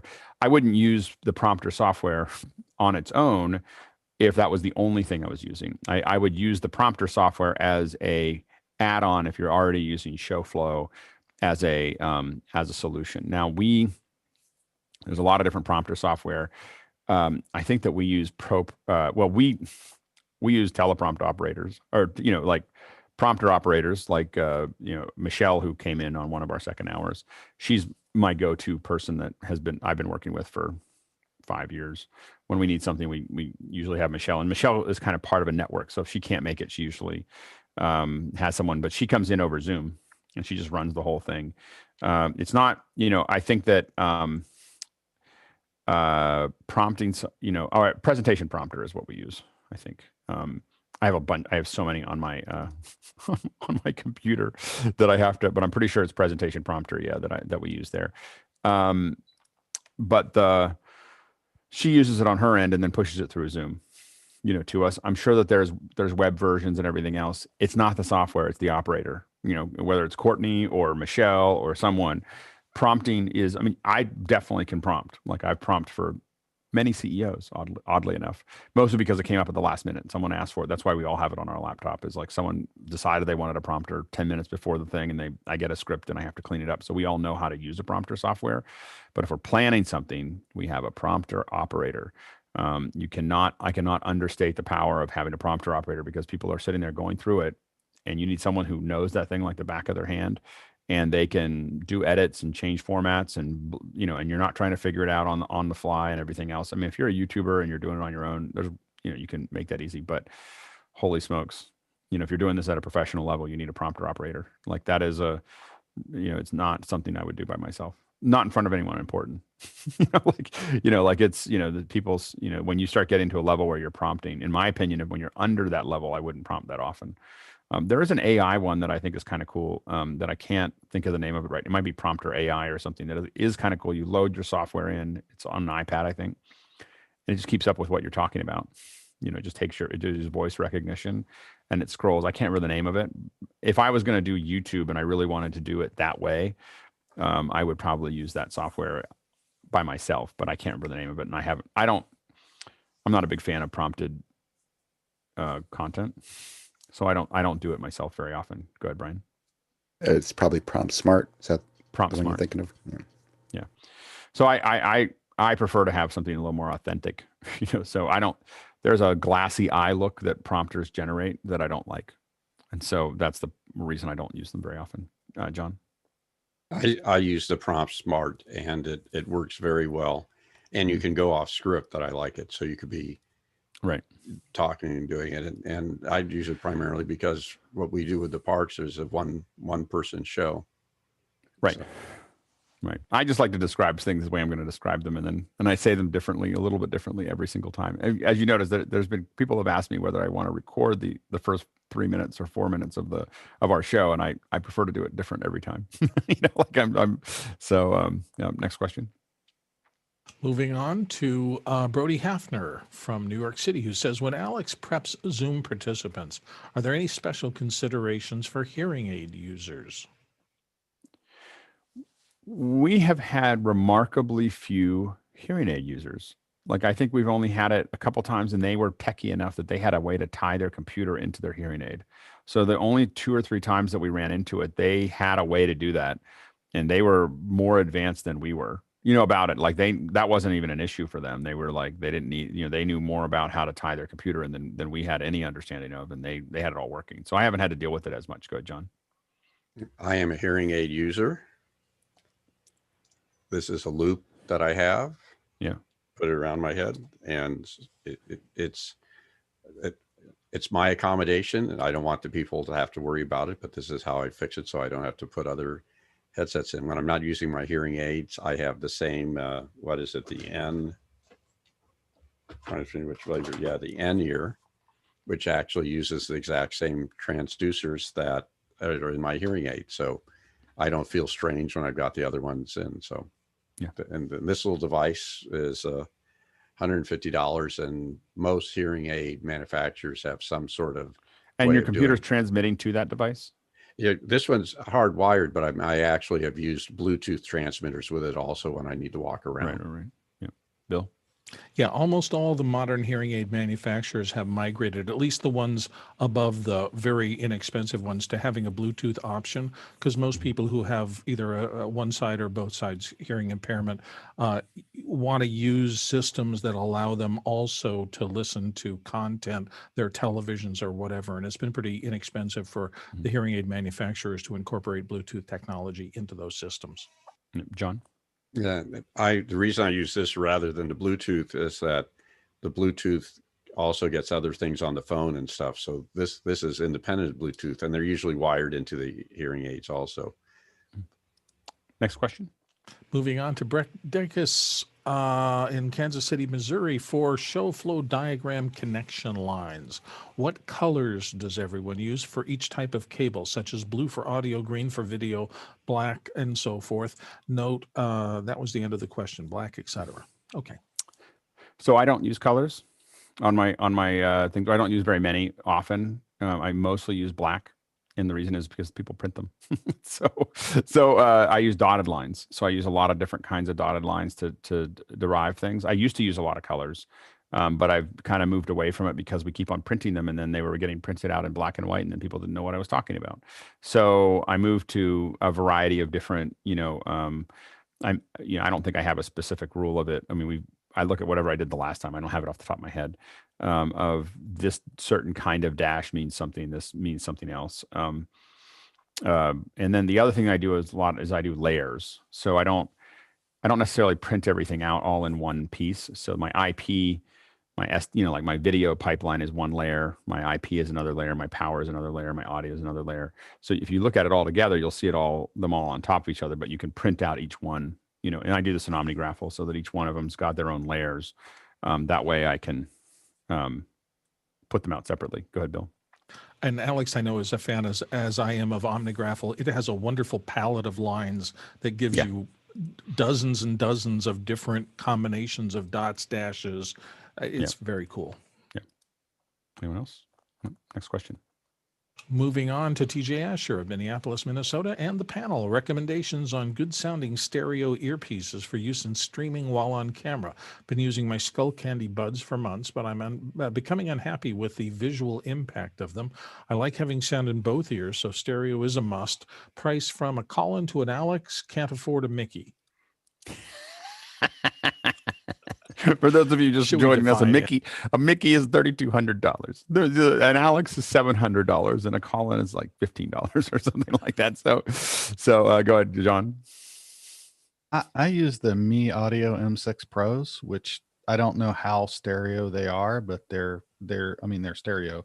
I don't know the quality because I have sort of a 10 ear. But I've enjoyed it. It's comfortable, and it's only like $40. So a couple of Collins. Mm-hmm. Go ahead, Chris. I have the Shure, I think they're 215s in right now. They're single driver, and they're very bright and weak in the bass, but they're a lower profile than the other ones I've been wearing lately, which were those Ultimate Ear dual drivers. It just happens to be the way the wire sits. And I don't know, TG, I don't know what you don't like about yours now. I mean, is it just because they're black and okay. So you're looking for something that is clear or nude color, I guess? Good. Mickey?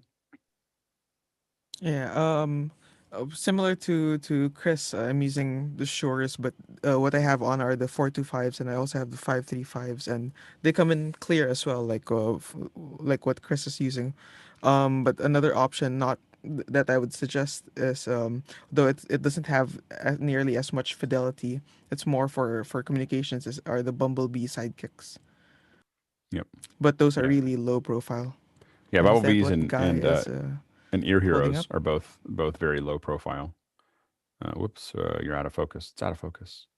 Out of focus. Still out of focus. There we go. Yeah, those are the Bumblebees. Yep, they look great. Yeah, those and Ear What's Heroes. the sound quality of those, Guy? As far as like, hearing a full range of sound. They're very thin with the tiny, when it shipped, it came with just the, I can't remember what they call them. It's the little end pieces that there's 3 in the pack that allow you to choose. And for some reason, mine didn't come with the Christmas tree one, or I lost it because the thing is so tiny. It's way smaller than you would ever think. And I was very careful about unboxing it. But to me, the lack of like punch that I'm getting with the Sennheiser IEM, these are $99. These are the in-ear monitors Pro 40s, and they're only $99. So I'm continuing to use these even though I have these, because I don't need to be that discreet with this, kind of torso shot. If I was doing more close-up stuff and need to be discreet, especially with like comms or something like that, I have these now. But I don't know. I mean, $350 is a lot of money. But I need to get another Christmas tree one to really give a good judgment as to what the sound quality is. Because right now it's just kind of like okay for dialogue with the small form factor caps. I find that the Ear Heroes, which are a fair bit less expensive, and the problem is that since I own the Ear Heroes and I also have Etymotics and I have a bunch of other things, I've had a hard time like investing in another set of headset, another earpiece.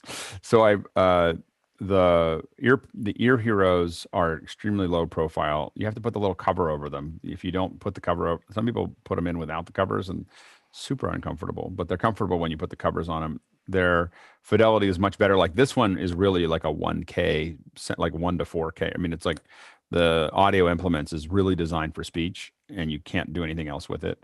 Like you'll see me pull it out when Victor does any tests or we're watching music. I'll always pull it out because there's nothing. I can't. It's muffled and it's clear speech. It's the clarifier, but it's designed to get rid of everything else so that you can hear speech. And so my new pipeline is probably going to be with the Ear Heroes, at least to start with. But so at $150, that there's those. At Bumblebees, I think a lot of us seem to like as well. As far as super low profile, high fidelity. Go ahead, Greg.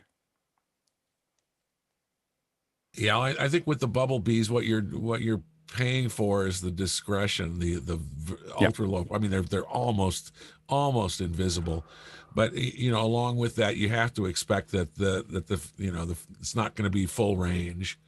It's not a music thing, certainly, but for any kind of comm situation, it might be fine. I will say that as we use them for comms. I will say that there you go. There you have an idea of what those look like. When we talk about the finer details of working with clients, I will say, and I don't know when I'm going to go back on site. I literally just figured out a way not to go on site for a job coming up. I'm like, can I just send you a kit? I'll control it remotely. But when you're on site and your whole team has ear heroes or, like really low profile, it's not something that clients necessarily, a couple of them will mention it. It just, again, you have to think about how they feel. Like when everyone's dressed a certain way and they have these really low profile and everything kind of refined together and you appear more cleaned up. Like you should not underestimate the quality, these little details, whether it's Bumblebee or Ear Heroes or whatever, should not underestimate like how it feels for the client is that you're more in control. They're getting a higher quality, and it's little things that most people miss. Go ahead, Mickey. Yeah, I just want to note as well, like the Bumblebee comes with a good selection of replacement tips. By default, it comes pre-installed with the open one. I forgot the terminology that they use, but the open one that basically can still hear your room, hear the room, Right. and have conversations with people even while they're while you're wearing them. And as you move towards the more sealed ones, you'll get a better bass response with those. Yeah, and better security. Open goes both ways. Go ahead, John. Muted. So the N-ear is the same as the Bumblebee, and there's different thicknesses of wires. So this is the Bumblebee with their thicker wires, which I feel are a little stronger because I get up and move things. And then this is my N-ear, which is the much thinner wire. And I guess I could put the two of these up. And how much is the N-ear? They're about the same price. Right. So there's N-ear, Bumblebee, and is it Bumblebee or Bubblebee? I thought it was Bumblebee. Is it? It could be Bumblebee, but they're essentially the exact same units from the transponder that I could see. Right. All right. Next question. We beat that one into the ground. Tim Home in San Lorenzo didn't say whether it's Italy, Mexico, or California, but it's a San Lorenzo.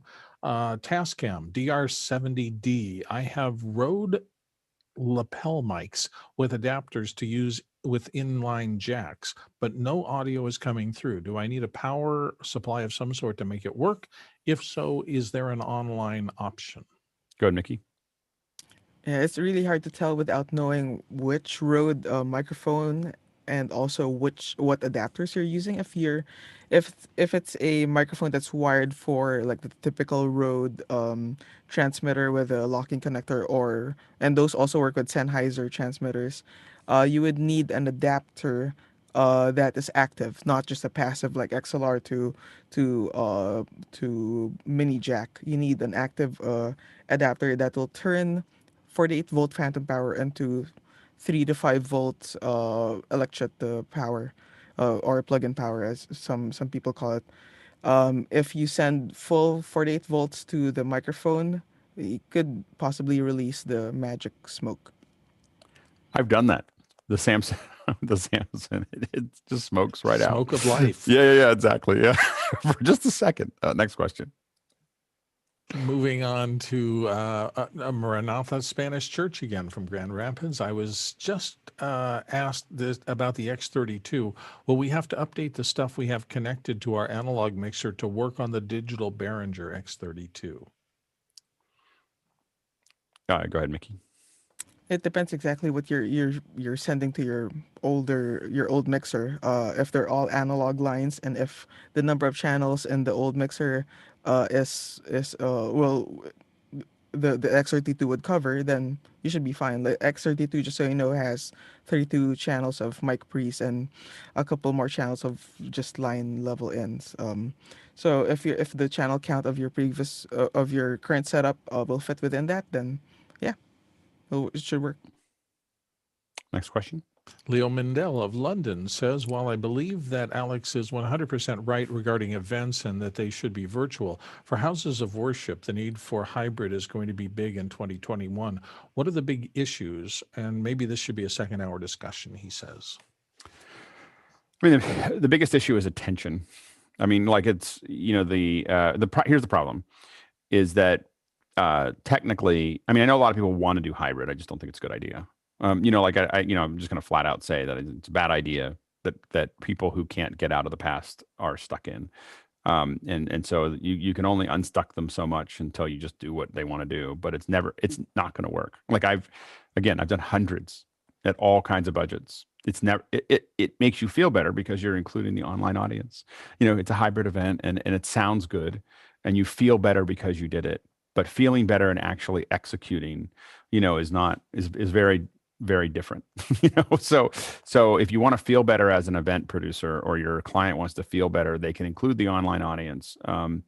But they're always going to be a second class citizen, and so that's the issue, is that what we found over and over again, when we do events with people, we do everything we can not to even have a crew member in the room with them, because as soon as they see somebody else's eyes, as human beings, we just go, whoop, I look at you, I look at you, I look at you. You can't stop looking at the people in the room, because that is what we've done for 2 million years.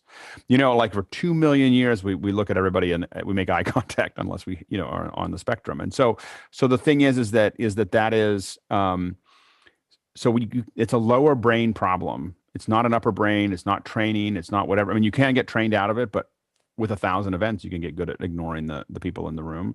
But that's what makes actors, is the ability to be intimate and authentic when 30 people are around them. That's why there's not that many of them that do it well, because it's really hard. And so when we're asking average people to do something that only a handful of professionals can do, it's a big ask. And so every person that you put into the room will generally cut the attention given to the online audience in half. So it doesn't take 4 or 5 people in the room and they're not paying attention to you at all. And so that's the thing that is just endemic. And so, like, literally, if we do a point-to-point connection with a big CEO or whatever, we pipe and drape it so that our kit is on the other side of that pipe and drape. And when we want to talk to them, we either talk through a speaker, or we put our head through and talk about it, but we don't want them to see us, because it's really a huge distraction. So when you start adding these hybrid events, you're adding people that are taking them away from the online audience. And especially, it made sense when we were doing Dreamforce, 15,000 people in the room, 300 people watching. Totally makes sense that they are the second class citizen. There's only 300 of them. When you do an event where 90% or 80% of your audience is online, you are now making the bulk of your viewers the second class citizen. Like, that, or third or fourth or fifth class citizen, where they just feel like, and what happens is they're not engaged. Peter and then Bill. Well, I'm just going to comment because I think you missed the second half of the question.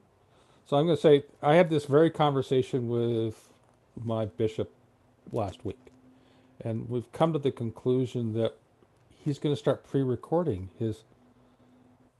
his worship service for the online audience, as opposed to try and build a hybrid, because he's like you. He's recognized it's not working the way he wants it to work. So he's going to try something completely different. He's going to go off and record a standalone thing that he can then push to our parishioners who do not want to go into the church yet.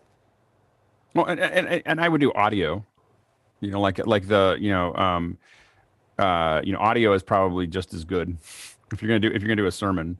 Some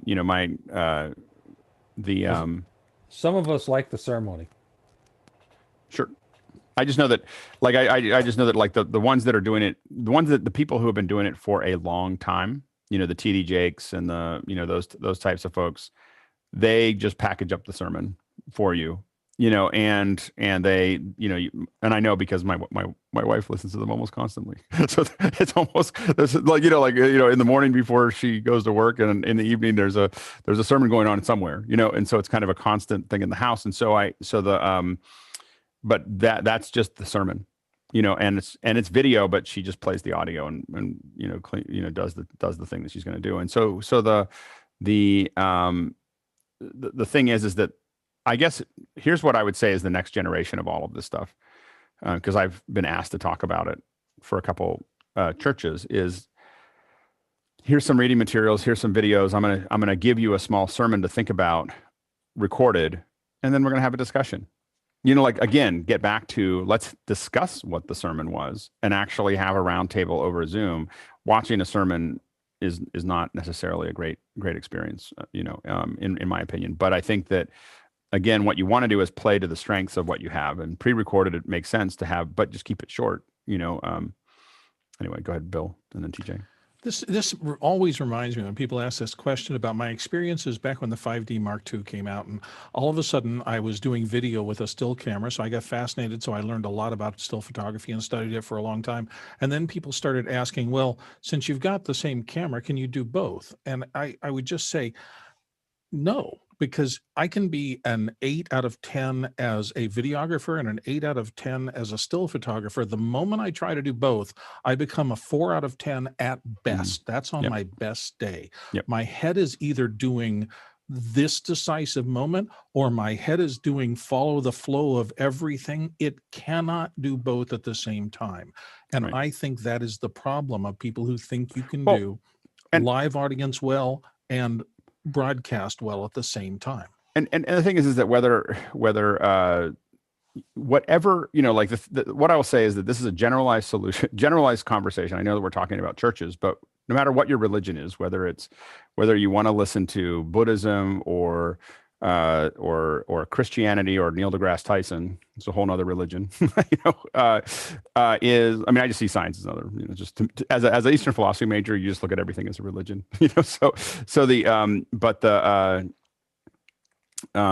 whatever that religion is that you follow, or just idea, passion that you follow, there is a huge opportunity to include a much larger audience, if you do it effectively, like right now is to engage people, what we're doing every day. To have, we have 400 to 600 people show up every day, at some point in time. Like, some come early, some come late, some come for a little part, but the actual live impact across the platforms is generally 400 to 600 people. And so there's not a lot of congregations that are doing that every day, and we're able to do it at no budget.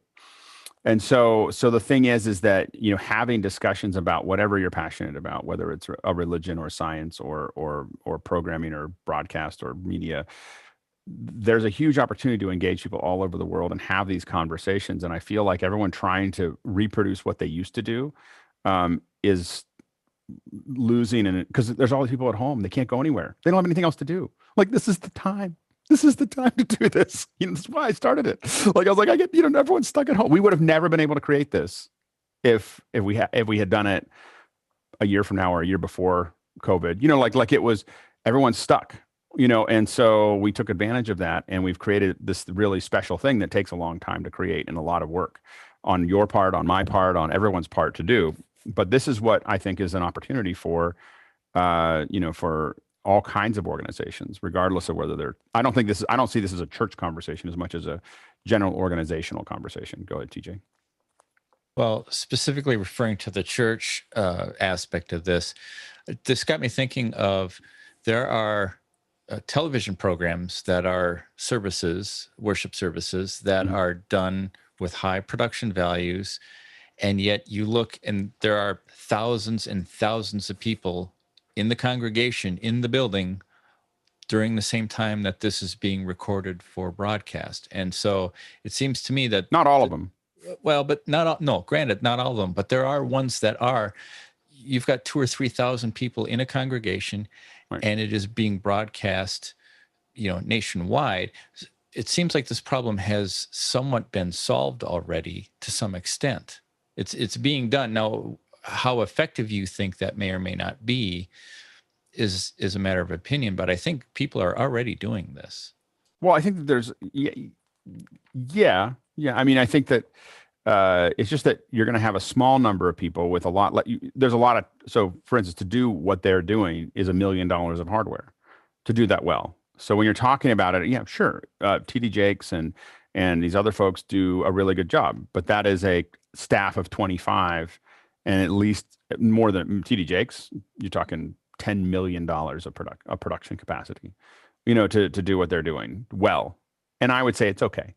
like watching it, like if I see the video of it go by, I'm like, TD Jakes does stuff over his again, I walk by and I'll be like, I get angry because he'll do webcam stuff with a white shirt, with a bad webcam, with bad audio in his, because that they've moved out of their big production capacity, the big studio stuff. And it makes me frustrated because the shirt's way over like, I'm just like, really? Like, you got the money, anyway, Ray.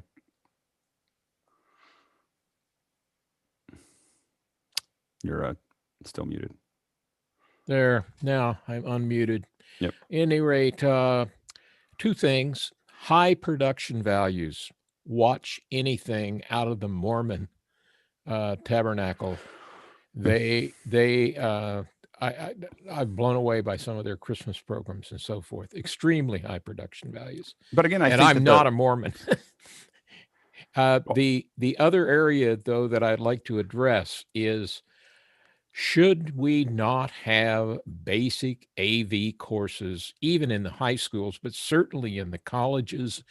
And one of the things that used to annoy the daylights out of me, I used to attend the Royal Astronomical Society, the stars, all that, the universe. And these PhDs would come to give us a talk, and they didn't know how to hook their laptop to a projector. They didn't know how to use a microphone. They, shouldn't any person coming out of any academic institution have a basic education in AV? I think you should be learning it when you're 10. My kids learn when they're 10. So like, and so I think that you should be, but I think that you should be learning how to create things, early on. I think that, I've kind of a working theory about that is probably too incendiary to talk about here too much, but it's a good business model not to teach people how to do things from a consumer-based, system. So anyway, but I think that, one of the things I'm really focused on for the last 5 years that I get my kids before they go to college is, building media, cooking, growing things, building things, like how do you become useful, that you can handle most of what you need to handle. And I think that again, keynote and media production is as important or more important to someone's long-term success, at least in a corporate environment or government environment, than reading and writing. I think that if you know how to do shrunken, we talked about the shrunken white quality writing is all you need, and I work in these large corporations. I mean, most of my work in the last decade has been Fortune 10, and I don't see a lot of pros except for Amazon. Everybody else is everything. The entire company runs on decks. How good you make a deck is how much you get done. How effective you are at moving an idea through a company is how good your deck is. Not a paper, not I don't know, anything else. Literally, it's just the deck and the presentation skills. Yet we don't teach that at all. I mean, the teachers are challenged by that sometimes, let alone the students learning how to do it. Next question. Brian Schwartz is up next from Baltimore, Maryland. Are there any good drone simulators that run on Apple devices? Go ahead, TJ. If you have a DJI drone, there is built into the DJI app a flight school with a flight simulator that you can use and experience flying a drone and experience what the lag is like before you actually take it out into the real world. It's the only one I know of. Good, Ray. Yeah, you're in my domain now. Yeah. The one that I highly recommend is Aerofly RC. This is on the Mac. The other one is Next with a big X in the middle of it. It's just called NEXT. And both of those are excellent RC flight simulators. I use them mostly for simulating helicopters because they're one of the toughest things to fly, single rotor helicopters. But those units also do drones. They've now put drones in them. And by all means, if you're going to learn to fly a drone, ideally get somebody that's an excellent RC flyer. A helicopter flyer is the best. And take lessons, because what will happen is you'll start out very cautious and you'll fly the thing directly away from you and directly back, and everything's lovely until you turn the thing around and now the controls are reversed. Okay. When you move the stick to the right, it goes left. And you're very, very, I've seen it literally 100 times. Take somebody out and they're very cautious at first, and then they start to go wild and they crash, they hit people. I've seen them run into trees. What I find fascinating is that the challenges with drones very much map to what I've been told. I don't know how to fly a helicopter. Is the challenge with helicopters is that there's a danger point at a certain number of hours. Danger point. I think at helicopters, I think it's 500 hours or something, where you get comfortable enough that you think you know what you're doing, but you don't yet. And there's like a plateau where you get safe at 1,500 hours of flight time or something like that. But I was. A friend of mine flies a helicopter, and I got to fly the helicopter for like a minute. I was like, "Wow, this is really hard." No. This is really, I kept on. He had to take over because I was like, "Ooh, that's not." And I was. There's a standard story, and it fit me to a T. I have over 3,000 hours. In airplanes, gliders, hot air balloons. Anyway, when I had 100 hours. I had an instructor that had 50,000 hours, which is one of the highest time pilots in the U.S. Anyway, at 100 hours, I thought I was pretty close to flying as well as he did. At 200 hours, I knew I was God's gift to aviation. I just, was the best pilot on earth. At 500 hours, I started to perceive, it's your air detection, if you know about control loops. I started to perceive that I was just starting to learn. Right. Yeah. Yeah. And that's so that, but like with, they've talked about, you get disoriented with drones and you plow them I plowed one into the ground just by getting disoriented I was looking at the screen and I got disoriented. And that's what happens with helicopters. That's actually happened with Kobe Bryant's helicopter, is that the instruments didn't match the inner ear. And he just plowed it into the ground, and he didn't, because couldn't see anything. And he just absolutely sure that up was up and it wasn't. That's what happens. And so with drones, you get into the same thing where you suddenly become sure of something while you're looking through it, and you just get it flipped. And before you know it, you stuck it into a tree or into the ground or something. It's a very interesting that it maps so cleanly to helicopters. But anyway, next question. We're over time. We're heavy, but it's, the first. Go ahead. Terrence Holmes of Oakland, California is up next with looking to upgrade my internet hardware for Zoom, YouTube, and so forth streaming. Looking currently on Xfinity using a Netgear CM1000 cable modem connected to an Apple Airport Extreme base station. No finance committee to consider. What are the suggestions here? Wi-Fi? Go ahead, John Pruitt. Ethernet cables. They're cheap and they're more effective. For Zoom, absolutely. And then I use, I think, an Aries router. I don't remember which one, Aries something or other, that has worked really well. I mean, a modem to my Comcast. I got, first thing to do is get rid of your Comcast modem. That's the first thing to do. And it sounds like you already did that, but the Aries is the one that I use that I'm pretty happy with. What are you using? A Ubiquiti? Is that Ubiquiti, John? Yeah, this is a wired Ubiquiti edge router. I've also got an edge switch that does this gigabit.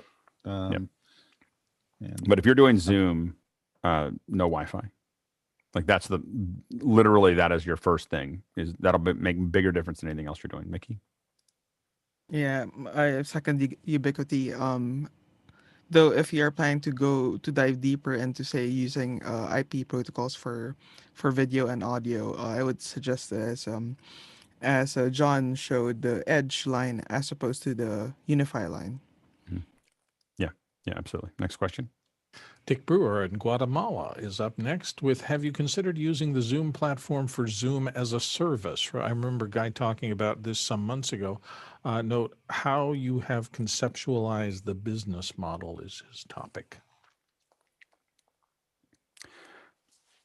I mean, a lot of what we're doing right now is Zoom as a service in some ways. I mean, that we provide the infrastructure for people to do their events. That one that I showed you that I posted in Mukana as a link, the Inscopix one is all Zoom. It's just that we added hardware to it. So I don't think you have to. You can definitely just run people's Zooms as well. I think there's a lot of people that just think that they can just turn Zoom on and run their event, and they can. Like, you can do that. I mean, but it's like everybody can pick up a baseball, but can they actually play baseball is a whole different ball of wax. So I think that having a professional kind of manage people's Zooms is definitely something that some organizations and companies, as they get more into it, realize that they need.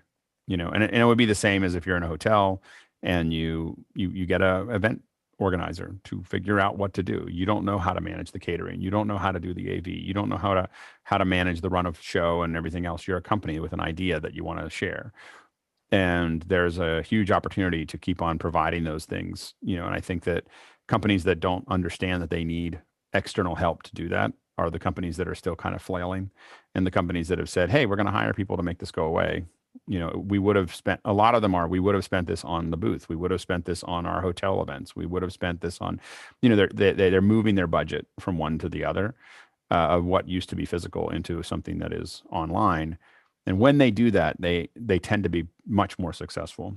When they tend to go, oh, we're going to do this for nothing that we used to do for something, it doesn't work out well. Go ahead, Guy. Yeah, when I was kicking around the idea, it was more of, hey, you can use my Zoom room times 10. I was looking at buying 10 Zoom rooms like what you have, but allowing people to bump up meetings. But now that the portal's out, that's kind of out the window, and the math just didn't make sense to allowing people to come onto my account, because we have 720, we have 1080 actually. And so allowing people to use like webinar or large meeting and not have to pay that $1,000 a month plus price tag that an enterprise account can cost. So it makes sense if you trust people. But I mean, even yesterday, somebody that I trust tweeted out, one of the meeting IDs. And so I get this, nice happy letter from Zoom saying, this meeting has been put out there, and you might want to change it. Do you want to convert this to a webinar now, or do you want to just delete that meeting? Because they have scrapers on Twitter that once they see that, and then, the hackers or the trolls, they're searching for that same Zoom ID. And so they just come in, and to them, it's fun. It's Zoom bombing. And so there's always that potential that if you do a service, that somebody can blow up your account by, doing nefarious things on it. So I don't think that it's a great idea. And maybe there's something more with security that you could do, but as far as a service, I just couldn't make the math work, and especially when people are people. Next question. Christian Ortiz in South Florida is in with a question about the Consumer Electronics Show. What is CES doing for January 11th through 14th, 2021? What is that going to be like? Opinions. I think we're all going to find out. I signed up. It's free. so like we're gonna see what they if we see some good keynotes, I'm open to that in that week, us jumping into some and doing kind of our second screen or second ear experience on those. We'll see if there's any ones that look compelling enough to jump into. I do want to contact the guys at Showstoppers and see if they'll let us jump in as a group and bounce around. We'll see if that is acceptable to them. I think it'd be a lot of fun for 100 of us to just show up in a window, inside their thing and start asking questions. And so we'll see if that we'll see what happens there. Guy has. I think it'll most likely cue the dumpster fire. Yeah. Here it is. Again, this is the challenge really is event companies trying to figure out how to do something they don't know how to do, and then not even knowing what those resources are. That could build really, really good. I mean, what you start to see though, some of the stuff that we were able to do, we've been able to do, the stuff that Blue and Jeff and Grant are doing, but there's not that many people doing that right now. And I think that's the challenge in that process. I started talking to some of the guys about it. We're going to do some kind of conference, but I'm going to eat my own dog food. It'll probably be a conference that happens 2 hours a day or something over 2 or 3 weeks, where we talk about scalable events. And just how to think about them. Hopefully that'll help some people. Next question. James Babbitt is back in San Diego here. Could you comment on how the Mukana system is working with names? Mukana sometimes has the names of questioners, and sometimes it does not show the names. We generally have names of questioners. There was a request to have the names taken away, and I put it back in. Like that's what's happened. So like, Chris took the response and took it out. It was only there for a day or two and brought it up to me. And I said, no, I don't want to do that. I want people's names connected to their questions, throughout the process. And I know that some people feel like they're being oppressed by people pushing down their questions. I don't think that there's that much negative. If we didn't get to every question every day, I'd probably be more sensitive to it. But we answer your question no matter how many votes. It's just when we answer the question. And we haven't seen any causal relationship where we believe that there's any strong connection between a handful of people and a handful of other people within this group. If we did, we are looking at that. And actually, what eventually we'll do is we will map those causal relationships and then possibly take that into account when someone votes someone else down. So having the name up there and having people react to it against a certain name is useful for us, because if we see that this person always votes down that person's question, it may become less impactful for them to do that. If they build a pattern of it. And so that's but for that reason, we don't necessarily want to take it out, because we're actually using it for, we're using it in the back end. So to refine that process, we're not using it right now, but we could, and it's definitely something that's a thought process. A lot of what Mukana is in a very early state of what it can do, but a lot of what I'm trying to figure out, the question that I'm trying to answer is just, how do you create great meetings? Like, how do you create connections with people all over the world? And how do we build tools that make it just better? Just how do we keep on improving that experience? And it's not about, I will be clear, if you haven't noticed, it's not about like everybody can do whatever they want. That's what most platforms are trying to be, that's not going to be the solution. The solution is mostly, hey, we're all really interested in media and we're going to talk about it, and if you're going to do something else, or whatever, I'm not, go somewhere else to do that. It's not really I definitely value diverse opinions, but firebombing and Molotov cocktails are something that I just want to build a system that just basically just wipes that out. You just can't be trouble, in the system. And we don't get that much trouble here because the system we internally process that. Anyway, next question. Peter Sargent here on the panel from Round Rock, Texas says, how do we want to consolidate bug reports to Zoom regarding the video capture behavior in the UI? I think that what we want to do is try to make part of at least some of the Monday sessions of us talking about things that we think are bugs in Zoom, and then all of us deciding to file bug reports. I think that would be useful. Like over the next week, let's all file a bug report about this and see if that doesn't get people's attention. But things that we establish as a group that, hey, this isn't working, or this is broken, or this is a known issue, and that kind of thing would be, I think, be interesting to see how if that accelerates the process, or whether they do the same thing I just talked about, which is ignore us because it's that group that sends all the requests in. Go ahead, John, and then Peter. So could you post that into Discord as well? The reason being is not every one of us is able to attend every day, and I would kind of like to be in on reporting the bugs. Yeah, no, I think we could definitely do that. Eventually we could put it on a website. Like, here are the things that we know. We recommend everyone, or even tweet it out. We recommend that everyone reports this bug this week so that we can get it fixed. Go ahead, Peter. Well, there's also I haven't figured out how to use it yet, but on the Zoom support website, you can also become an interested party to somebody else's bug. Right. So we can look at that. I've worked in an organization for a company that used something like that, 40 years ago, and it became very powerful to the developers. If you suddenly, to your point, if you suddenly saw, in our case, it was several thousand customers suddenly saying, "This is annoying. You need to fix it." It got priority. Yeah. All right, John.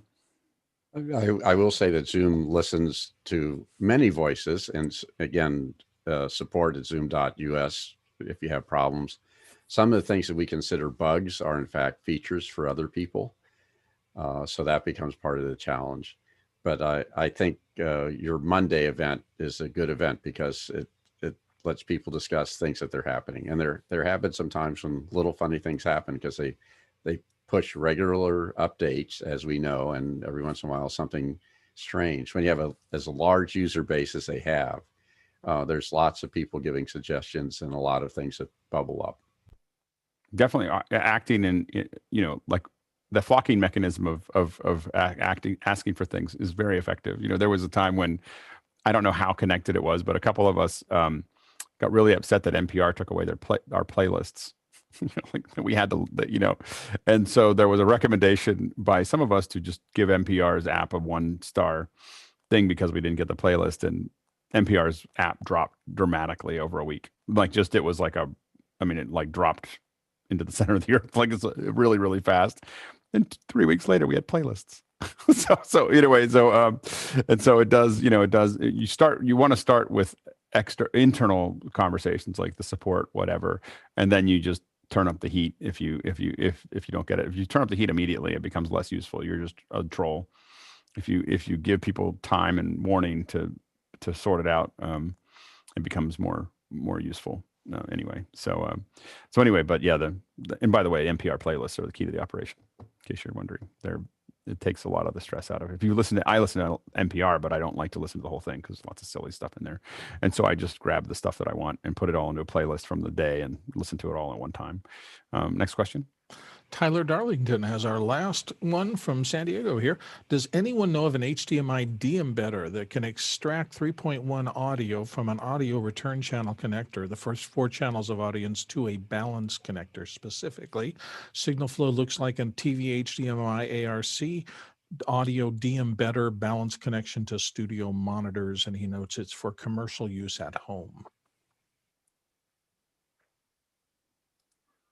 I think that the AJA de-embedder and possibly even the Black Magic de-embedder gives you a lot of dip switches that will allow you to it won't be out of a balanced one, and you have to have a couple outputs there. Go ahead, Mickey. Yeah, do those take HDMI though, or Oh, they... right. I'm thinking STI. Yeah. First off, we can only do this if you're sending only PCM audio through the HDMI cable. You can't do this with something that is encoded, unless you use there are high-end AVRs that do have XLR outputs, so that might be of use. There are some consumer-grade de-embedders, though those only go to unbalanced connectors. Although some of them do have SPDIF or ADAT output, digital outputs, then you can feed those signals to a DAC to get balanced XLR outs. Though that's a quite pricier solution to have to get a DAC, usually an 8-channel DAC. Sounds like it's not an easy straight path. Alex, I think are you researching? I was looking at the broad data has an 18G 4K 1x1 scaler with audio insertion and extraction. But I don't know enough about it to say whether it's useful or not. But that'd be probably the first place I'd look at least. But that was just a Google. I haven't used any of them. Did we get to the bottom of the question? That's it. Good. Wow, look at that. Yep. Were you gonna say something, Mickey, before we close it up? Dan Huber posted the link to a box from Extron that does have a SPDIF output and also balance, but it's only 2 channels of balance, and I assume that's just channels 1 and 2. Tyler is looking for 4 channels, a 3.1 output. Yeah, I think some kind of toss link would probably be the solution because you'd have to get more out of it. Go ahead, Peter. Well, I want to harken back to an earlier question, if you don't mind, which was somebody asked if you could do original audio on the iPad and iPhone app. You absolutely can. Oh, really? So what? And I posted a link in Mukana. There is actually, if you actually go down and fire up the app, you see a little gear settings. Hidden in there. It's hidden in there. Okay. You have to scroll down to find it, but it's there. So we have been corrected. Thank you for bringing that up and get us back on the right path. All right. Well, we all showed up for the first, so at least some of us didn't go crazy last night, and I'm I'm always curious. Like I find that it barely changes between holidays and non-holidays. So it's really great. And just really appreciate everybody coming and being part of the conversation. It's a funny thing. Like everybody has to show up or it doesn't work. Like the attendees all have to show up. The panelists all have to show up. And every time I think that, well, maybe this will be a slow day, there's not enough questions, we always end up running heavy because we remind everybody that they could ask questions now, and suddenly there's this huge. My only recommendation is to ask them at the beginning. Like it makes it easier for all of us. But you know, it is a funny thing that we have a show that everybody has to show up or it doesn't work. So I appreciate everybody showing up. You know, this is a interesting little thing that we've got going on, and my favorite thing in the world. So anyway, so thanks for coming. It's good seeing all of you. I'm going to go ahead and open the post show and then drop out and go to work. I still have work to do today. Happy New Year, everybody. Yeah. Happy New Year. And I'll see you in just a second.